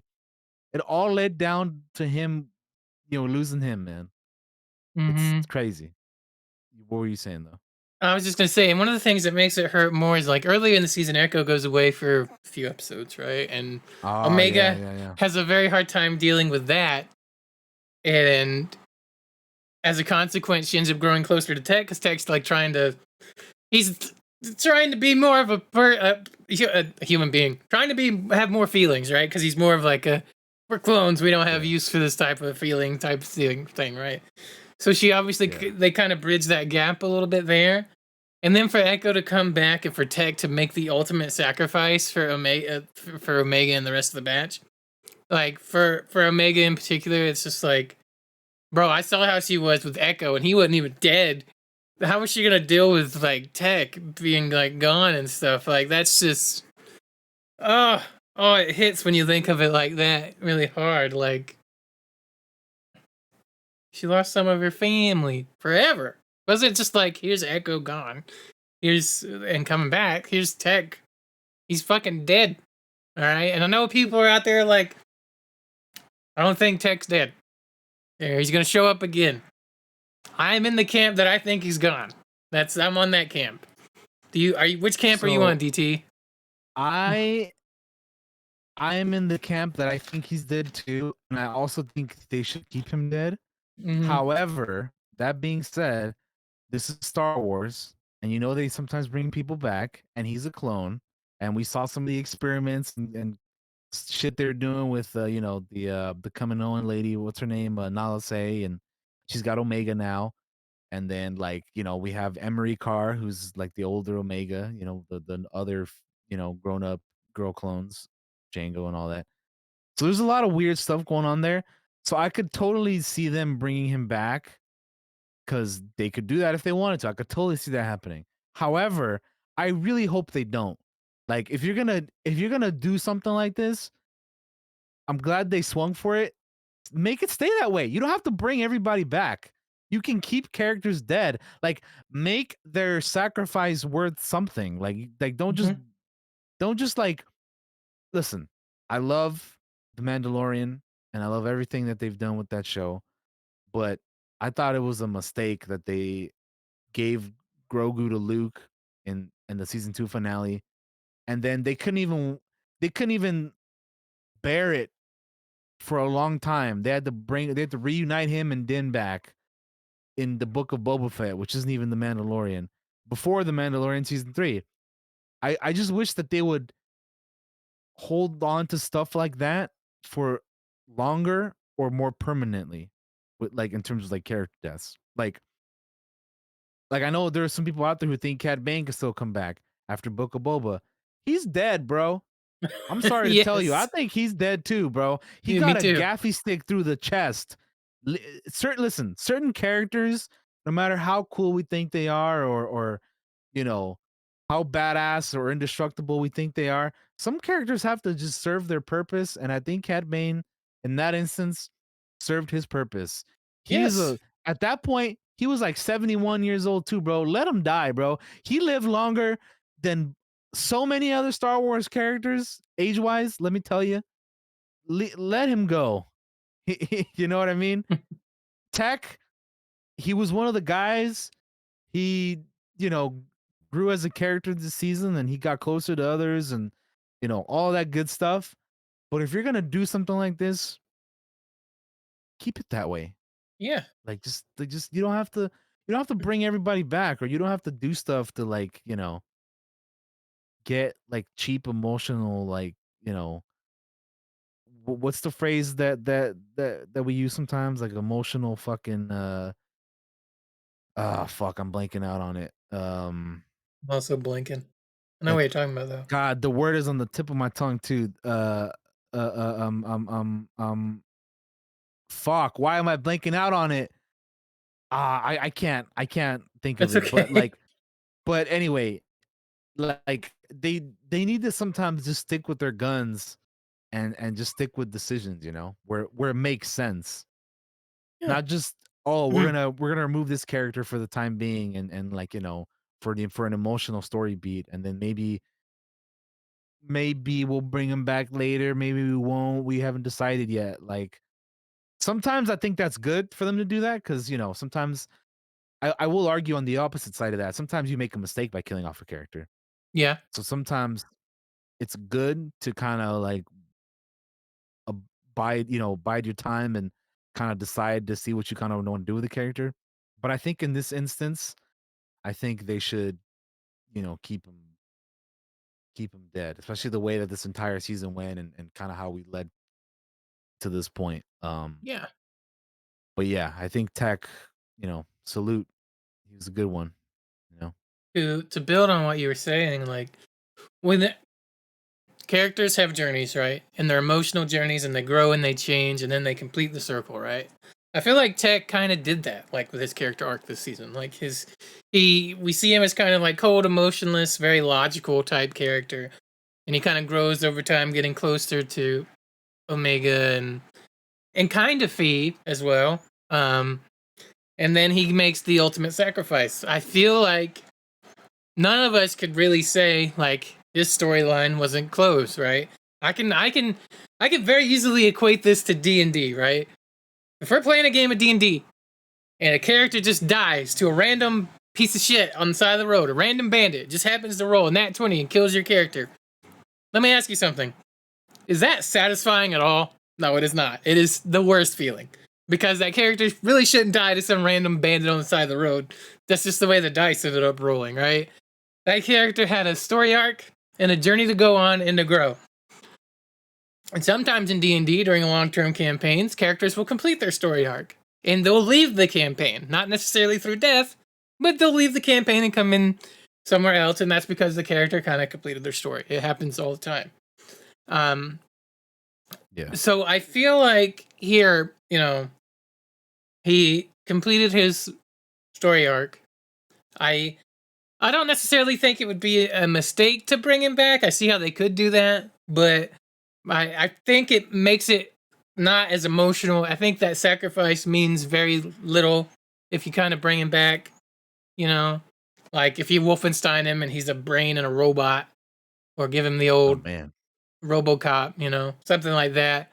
I don't know, man. It I don't want to say it feels cheap, but it feels like I feel like we'd be robbed of like a powerful emotional moment that means a lot, not just to us, but to those other characters in the Bad Batch, in particular to Omega, who is going to be dealing with this in the next season. Wrecker, who I believe is also definitely going to be dealing with it because he couldn't save him. Also, in this I thought next of the season. term. It was emotional blackmail. That's what it was. I was trying to think of earlier. Yeah, Anyway, I got continue. you. No. But that's kind of all I had to say on it. Was right there, DT. It's like he served his purpose. He completed his story arc. His death is going to open up journeys for the continued adventures of the Batch and Omega, and he's going to continue to help them grow as characters. So that's kind of my thoughts on it. Did it hurt to lose him? Of course it did. I love the characters. I love the entire Batch. So it obviously it sucks to miss them. And obviously you want them to be back, but man, I don't think it would hit as much or mean as much as it does if they did just bring them back like willy-nilly, like I think it's also gonna serve serve to bring Crosshair kind of back into the Batch in the next season, depending on how that next season is gonna be. Like I was saying, this is the Empire Strikes Back of seasons. Like it ends very dark. It ends with we lose a character. We lose with the Batch fucking losing. Like they fucking lose at the end of this season. They do not win. They lose. Good day, sir. Because originally, like without knowing really where this was gonna go, I was like, oh, they're finally gonna go to Mount Tantus, and they're gonna get to go and maybe break out Crosshair. Or I originally thought that maybe they were gonna kidnap Omega like before, and then maybe they'd go over to Mount Tantus and then break out both Crosshair and Omega. But nope, they're like, we're killing off Tech, and we're gonna kidnap Omega, and you guys ain't gonna get her back until next season. And yeah, they're just like, all right, these guys lost for now. They got to regroup and you know cover up their wounds, and we're gonna be back next season and see what happens here, man. Like, cause yeah, it was definitely something that I wasn't like necessarily expecting with the finale, but I kind of like it though. It's like, um, yeah, we got to regroup and we still have Crosshair and potentially coming back, maybe. Especially with some of the other clones like defecting, like Cody, and then like the mistreatment of just clones in general from the Empire that Crosshair now has like personally experienced and witnessed with some of the other guys like Mayday and whatnot. Um, and then like now I mentioned earlier, we got the whole clone network of that Rex has been setting up with Echo and you know uh Hauser and Gregor and all these other guys that it's going to be very interesting to see where that goes into season 3. And then like we still got Saw Gerrera out there, causing shit Yeah. for the Empire too, man. Because we haven't mentioned him, but he made an appearance in the second to last episode, which we also got Krennic, which was really cool to see him too, because we hadn't seen him like in any of this kind of stuff, previously either. And they got Ben Mendelsohn back for that, which I think they just got a line from the movie and then they just reused it. Because he only had one line that whole episode, so I was like, they probably just reused the voice line from, uh, or some voice lines from Rogue One and called it a day and just credit him. But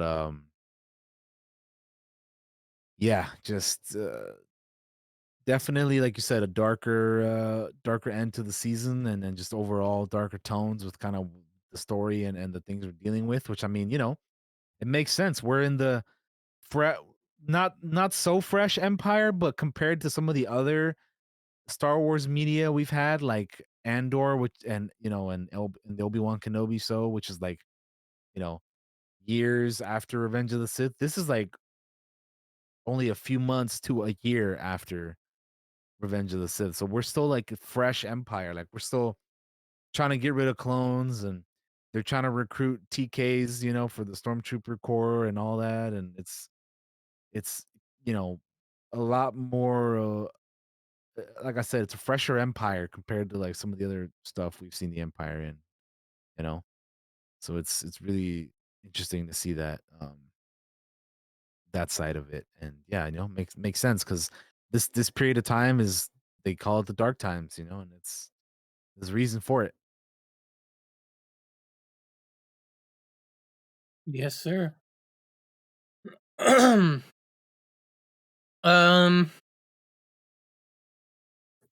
I had a thought and it disappeared, Oh, and I wish I remember what it was because I feel like it was good. I think it involves like it's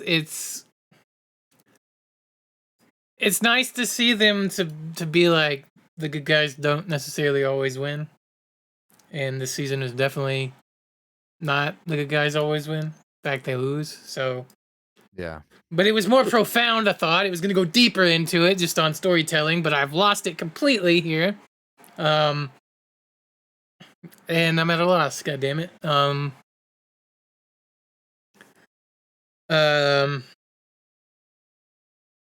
Well, I'll just move on from that. The other thing that I found kind of interesting as we go through this season is like they use the stun setting a lot, and then when they got to the end, they just start killing motherfuckers. Like it's like you got yeah, no choice.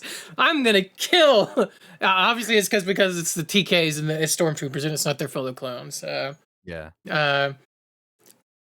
But Omega is deadly with that energy bow thing that she Oh, has. that She just energy fucking bow, dropping she's like, motherfuckers. I mean, from the beginning of the season, we know that she improved on it, but man, she was just tearing dudes up with that thing. Mm-hmm. Crazy. Uh, yeah, yeah. I enjoyed every episode this season. I don't really think there's any bad ones, to be honest with you. There's some I like more than others, obviously, but I Yeah. got something out of every episode. And if you can get something out of every episode, I think that's pretty fucking dope. In a series with as many episodes as we have, because there's what 16 episodes. Yeah. That's a lot of episodes, you know. You kind of expect a stinker or two in an account that large sometimes, but not. There's something good and able to be gleaned from every single one of them. Yeah, no.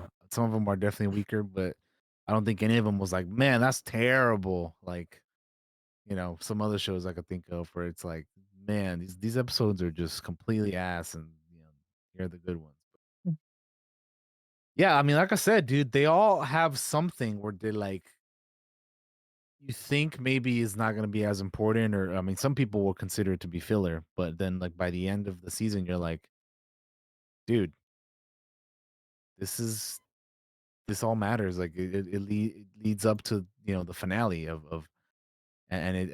it's a part of the journey of these characters, man. Like particularly uh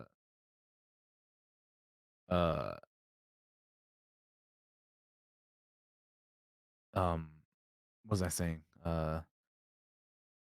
Like their journeys, you know, like this like it all has a part of you know these characters are all like connected and where we you know go at the where we end up at the end is because of like all these other episodes that we went through, you know, like they all have something to contribute to the larger story is what I was saying. Yeah. Uh, I was just gonna praise Jimmy Simpson for fucking Hemlock, who walks that fine line between creepy and charismatic and serial killer voice lines. Like Dr. Hemlock is terrifying. And Jimmy Simpson does a really good job voicing that character. That's what I was gonna say. One of the things I was gonna add. Yeah, no, they it's isn't it interesting how they like Rampart was our guy that I thought was gonna be like our villain throughout the Right? show. And then they just like off him like mid season. And then they introduce Jimmy Simpson's character, and you're like, fuck, this guy is cold blooded, man. Mm-hmm. And you think Rampart's bad. Here's this other guy. Yeah. That I wasn't expecting either. Like, Here's I this totally dude was not that expecting Rampart to just bite it halfway. he's like a fucking Nazi scientist from World War II. He is just evil. He's straight evil. Fucking tortures anything to get what he wants. You know, they're clones. They belong to the Empire. You know, like they can do whatever they want with them. They have Think no of them rights. as property, yeah. Yeah, it's terrible. Also, cool to see Scorch again. Walking around doing shit. And part of me is still like doing stuff. I'm just like every time like, I come see on, him, I'm Scorch, like, turn to the good side, Scorch. Come on. I can't help but every time I see him, I'm like, where's the rest of Delta Squad, bro? Like, why is he the only one out here? Like, where is Boss? Where is Sev? Where is Fixer? Like, why is Scorch the only one of the Deltas we got out here? Like, what's going on? And it also makes me wonder, like, why Scorch though? Why him specific? Why did they choose him specifically to show? You know exactly. Like, why is he the only one? Like, of you could have any other I guess Imperial Commando now at this point, right? But any other commando that you could make as like the guy that they have out there, and it's him. But why? We still haven't really like we don't know why that is. So I don't, you know what I mean? I don't understand why that is. I I'm hope kind of we get curious. to you know bottom of that, but I don't know. I want to know why. Damn it! Tell me why, okay? I want to know. Tell me why. Yeah, I want to know. Where's the others? Where the others at? Why specifically is Scorch getting all the screen time? Screen time. Like, does somebody behind the scenes just really like that character or something? I'm just curious. I don't know. It's not even that I think it's bad. It's just I just want to know why. Yeah, no, it's just curiosity. Like, why him out of everybody? You know. Mm-hmm. What else to talk about? We got the introduction of the planet Pabu, which I found kind of interesting. Right? Pabu, yeah. Pabu. It was I feel like that was also like maybe one of the weaker episodes, but I feel like it kind of, again, it's still like this is where Fee's from, and this is like how, you get to learn more about her and why she kind of does the things she does, and these are her Mm-hmm. people that she's with, and it kind of, and it also introduces like this could potentially be a spot for the Bad Batch to, Yeah. kind of It's kind of like the retire, so to speak. slowdown. It's like, here's Yeah. the Outpost is just aired here. Watch this episode. Get your breath. You know, the previous week had been the Outpost, right? And then the next week we get Pabu. I totally get why they put it here. I think it's a good spot to put it because like the Outpost episode before this was super intense. Yeah, it was super emotional at times, and then we get Pabu, which is like, here you can kind of slow down, enjoy this new planet. We're gonna plant the seeds of maybe the Bad Batch retiring here. You're gonna learn more about Fee. You're gonna learn about these other characters for a little bit. I get it. Yeah. As I was watching it, I'm like, man, this is why you don't live on an island. You only go to vacation. Because Right? fuck. Damn, nature, you scary. The moment it started shaking, I'm like, well, I know what's about to happen. They're gonna have a fucking tsunami. It's what's about to happen.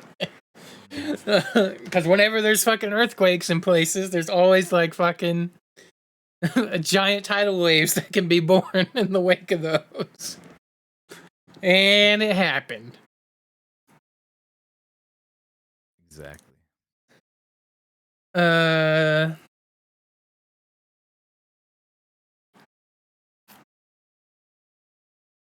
We got Krennic for like a line of dialogue in the summit episode. That's what I was saying earlier. I think they just like reused the line from Rogue One. They probably did. I mean, why would you bring him back just for like that? I mean, he didn't say anything else. Like he just had that one line of dialogue. Like you knew that was him before they mentioned him, but then Tarkin was like, Director Krennic, or I don't think he was a director by that point, obviously, but like he's like Krennic, like tell us about Project Stardust, and you're like, oh man, that, Rogue One. We know what that is. You know what that is. I would love to see like Galen, like Mads Mikkelsen's character, like Jin's dad, because he had a lot to do with the Death Star stuff. It makes me wonder if we're gonna see more Project Stardust, like Death Star creation, like management stuff in the future. Um that would be cool. I would like to see more of that maybe. Um but I don't know. We'll see. I thought it was cool that they brought him in though. And also, I thought that one of those Imperial officer dudes was just like an old clone. Kind of looked like it to me, but I don't know. I don't If that's I the don't case even or know. not. I wasn't really paying attention. Because I we're wish. sitting in a round table, and one of them was like, that just looks like an old clone." One of the things that I was gonna bring up, and I wish it was my original idea. It is not. I saw somebody else mention it, but I didn't even think about it while watching the episode. It's like totally makes sense for Tarkin just to sit on top of this mountain in a safe room waiting for this thing to explode and it not bother him at all. Totally fits with his character considering what happens on the Death Star. What happens Evacuate to him, in our moment of triumph. in our moment of triumph, yeah. I was like, yeah, yeah, it's interesting because they're on Eriadu, which is, if you know, that's his home planet, like that's his home world.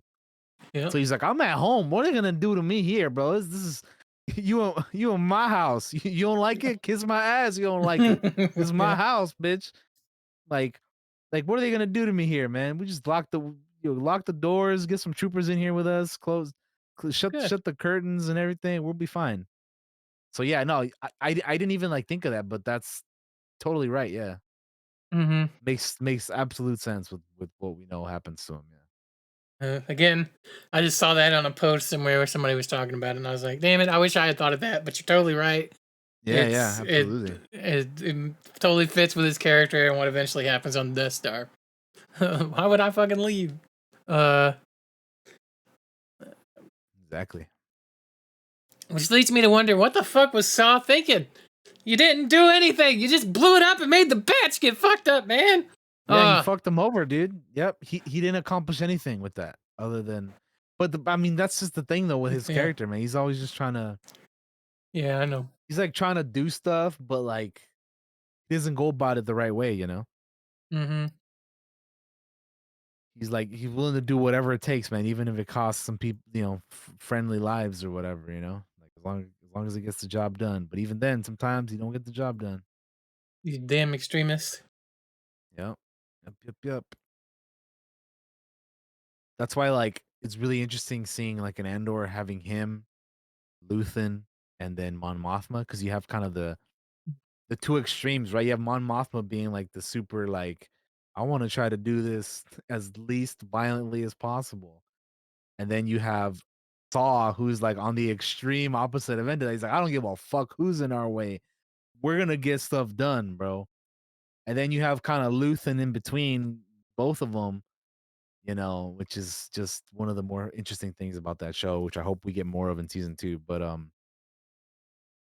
yeah, what a crazy escape there at the end of them trying to leave that area, and then leads to losing tech. And then I like the scene where they're like escaping and they're like dragging Omega, and we kind of have like the video game camera of like looking around and Yeah, seeing the blaster fire, and like there's like mist and like smoke, and like we just crash landed on this thing, so we got to get out of here kind of deal. That was really cool to see as well. um just that whole part of it. for sure. Um, I think that's kind of all I have to say on the current season. DT, if do you have anything more to say on the current season? And if you do not, do you have any? What do you think we go from here? What do you think season 3 might deal with? What are you thinking? So just to recap season 2, yeah, I really enjoyed it. I liked all the familiar characters that we got, some of the new characters that we got, like Wilco, and you know uh just like some of the characters we got in like in the faster episode, and whatnot, just scattered out throughout here and there. um I'm very curious to see where we go from here. Like I said, obviously going moving forward in season 3, I think we're gonna regroup. I think we're gonna go. I think it's gonna be the Return of the Jedi season. If the first one was A New Hope and this one is the Empire, season 3 is gonna be Return of the Jedi. We're gonna, how at the beginning of that movie they went out to rescue Han from Jabba's palace, with some help, and the plan together. I think in season 3 we're gonna with Rex's clone uh network. We're gonna bust out Omega and Crosshair, and we're gonna bring them back into the fold.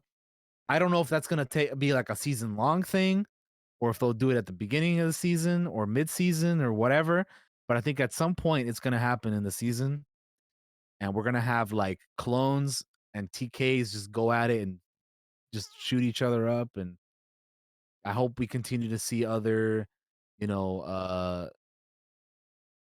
characters like Chuchi and stuff come back, and just like people that are like starting to get the rebellion going, like the early rebellion, even though obviously the rebellion doesn't form until much later in the canon, in the timeline. But just kind of like the early rebel leaders. Maybe we get to see more Mon Mothma and Bale and shit. Be cool if we got like Luthen in like animated form. That'd be kind of dope. I mean, I don't know what he's doing in this current time, but that'd be kind of cool to see him. And like I said earlier, I'd love to see more like Krennic and Galen and Stardust and all that stuff. And I mean, uh, yeah, like it just, I don't know how far we're gonna. I don't know how many seasons they're planning on going with Bad Batch, but I would love to see like eventually also maybe like, how at the beginning of Rogue One, uh, Jin gets left with Saw. Like if we're still running around with Saw, maybe we see like little Jin run around with him, Mhm.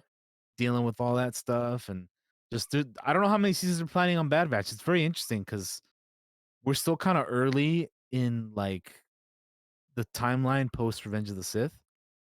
Like we're only in 18 BBY, I believe, which is like a year after Revenge of the Sith, as of season 2.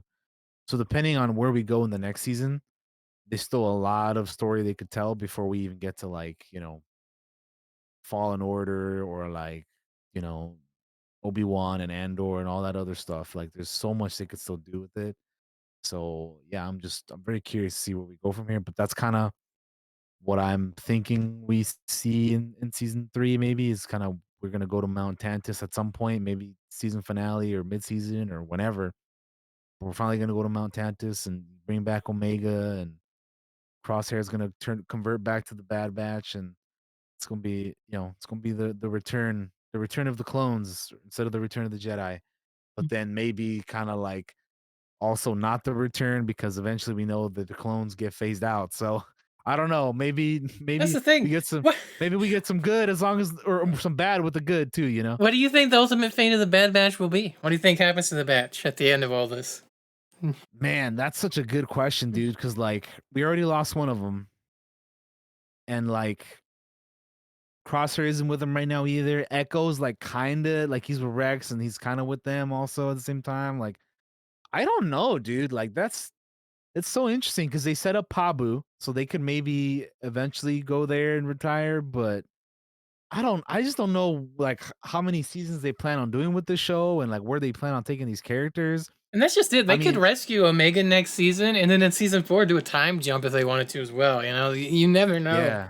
I just the thing. I just it's kind of hard to tell, man. I just don't know what they because like anything could happen to them. They could die, they could live and just go off somewhere else. Like I don't know, man. I don't know. But what do you think? Future of the show? What are we doing? I What are you I expecting or hoping or whatever? I expect them to die one by one. To be honest with you, like I don't want that to happen, but this the ending of this season kind of made me think. You know, what if they just do a season every season and somebody dies at the end of every season till we're just like down to like Hunter and Omega and they go off and retire or something somewhere. Like they've lost so much. I feel like that would be way too dark. But I feel like, man, this show's pretty dark. Dark, you know, people fucking die. I don't even really want that to happen because I like the Batch. You know, I like all the characters, but something's got to happen where they're not around anymore, right? Or at least that we've seen yet in some Yeah. uh form. Because So like it's hard for me to believe that they show up at some point down the line in like some of the like New Republic era stuff because they just be old as shit by that time, right? mm-hmm. And like I just don't see how they could show up in any of the stuff that we got going on or any of the future stuff. Like I don't know. I feel like there has to be some kind of definite ending to Mm-hmm. these Mm-hmm. characters one way or another, whether it's a good one or a bad one, you know? I just don't know. As of right now, I just don't know what it is though, because it's kind of I still don't too either. early to tell. But I don't know. It's that's why it's gonna be interesting to keep up with the show, man. Like I feel like this show is kind of underrated. Like everybody obviously keeps up with Mando, and even the casual fans love Mando and all that stuff, and that's fine and that's great. And that's more a that's more of a more what's the word I'm looking for? It's more a show that anybody could watch. Mando, I guess is right. Mm-hmm. Um, Whereas Bad Batch, like not everybody not everybody likes to watch cartoons and whatever their excuses are for not watching, right? It's like, oh, I don't watch, whatever. But I feel like people are missing out by not watching this, man. This has like much like Clone Wars, it has some really like interesting, deep cut, like dark Star Wars stories and like, you know, it's in especially where it's at in the timeline too, like interesting stuff that is that we haven't explored really before. Um, and they bring back stuff that we haven't had in a while, or like just to introduce things that are like new, like like I mentioned before, bringing back like Zillo Beast and just the whole like TK troopers and clone rights and what are we gonna do? Like you have people fighting for clone rights, and you have Imperials that are just like they're Imperial property. They're not even human.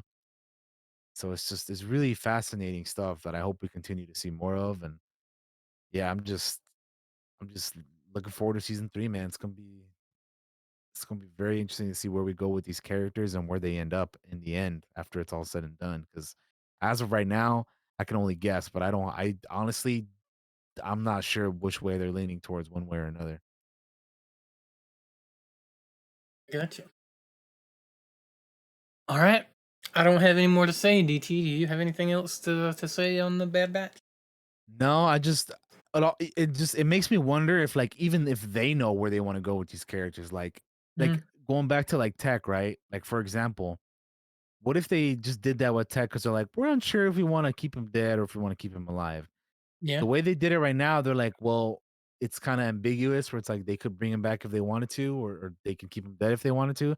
But like, what if even they themselves don't even know what to do yet, right? Like that type of stuff is always interesting to me. Like, how long does it take for them to decide? Or maybe he is like dead, like we think he is, and they're just like we knew from the beginning, or like this is why I love watching like behind the scenes stuff. But anyway, yeah, I think that's all we got to say on it. We really enjoyed season 2. Thank you guys for watching and listening. It's another good episode, I think, of the podcast, and another good season of not only Bad Batch but Star Wars in general. So All right. definitely enjoyable. I think that's gonna do it, guys. I'm gonna go ahead and throw over to DT to say his goodbyes. DT, you are on the main screen.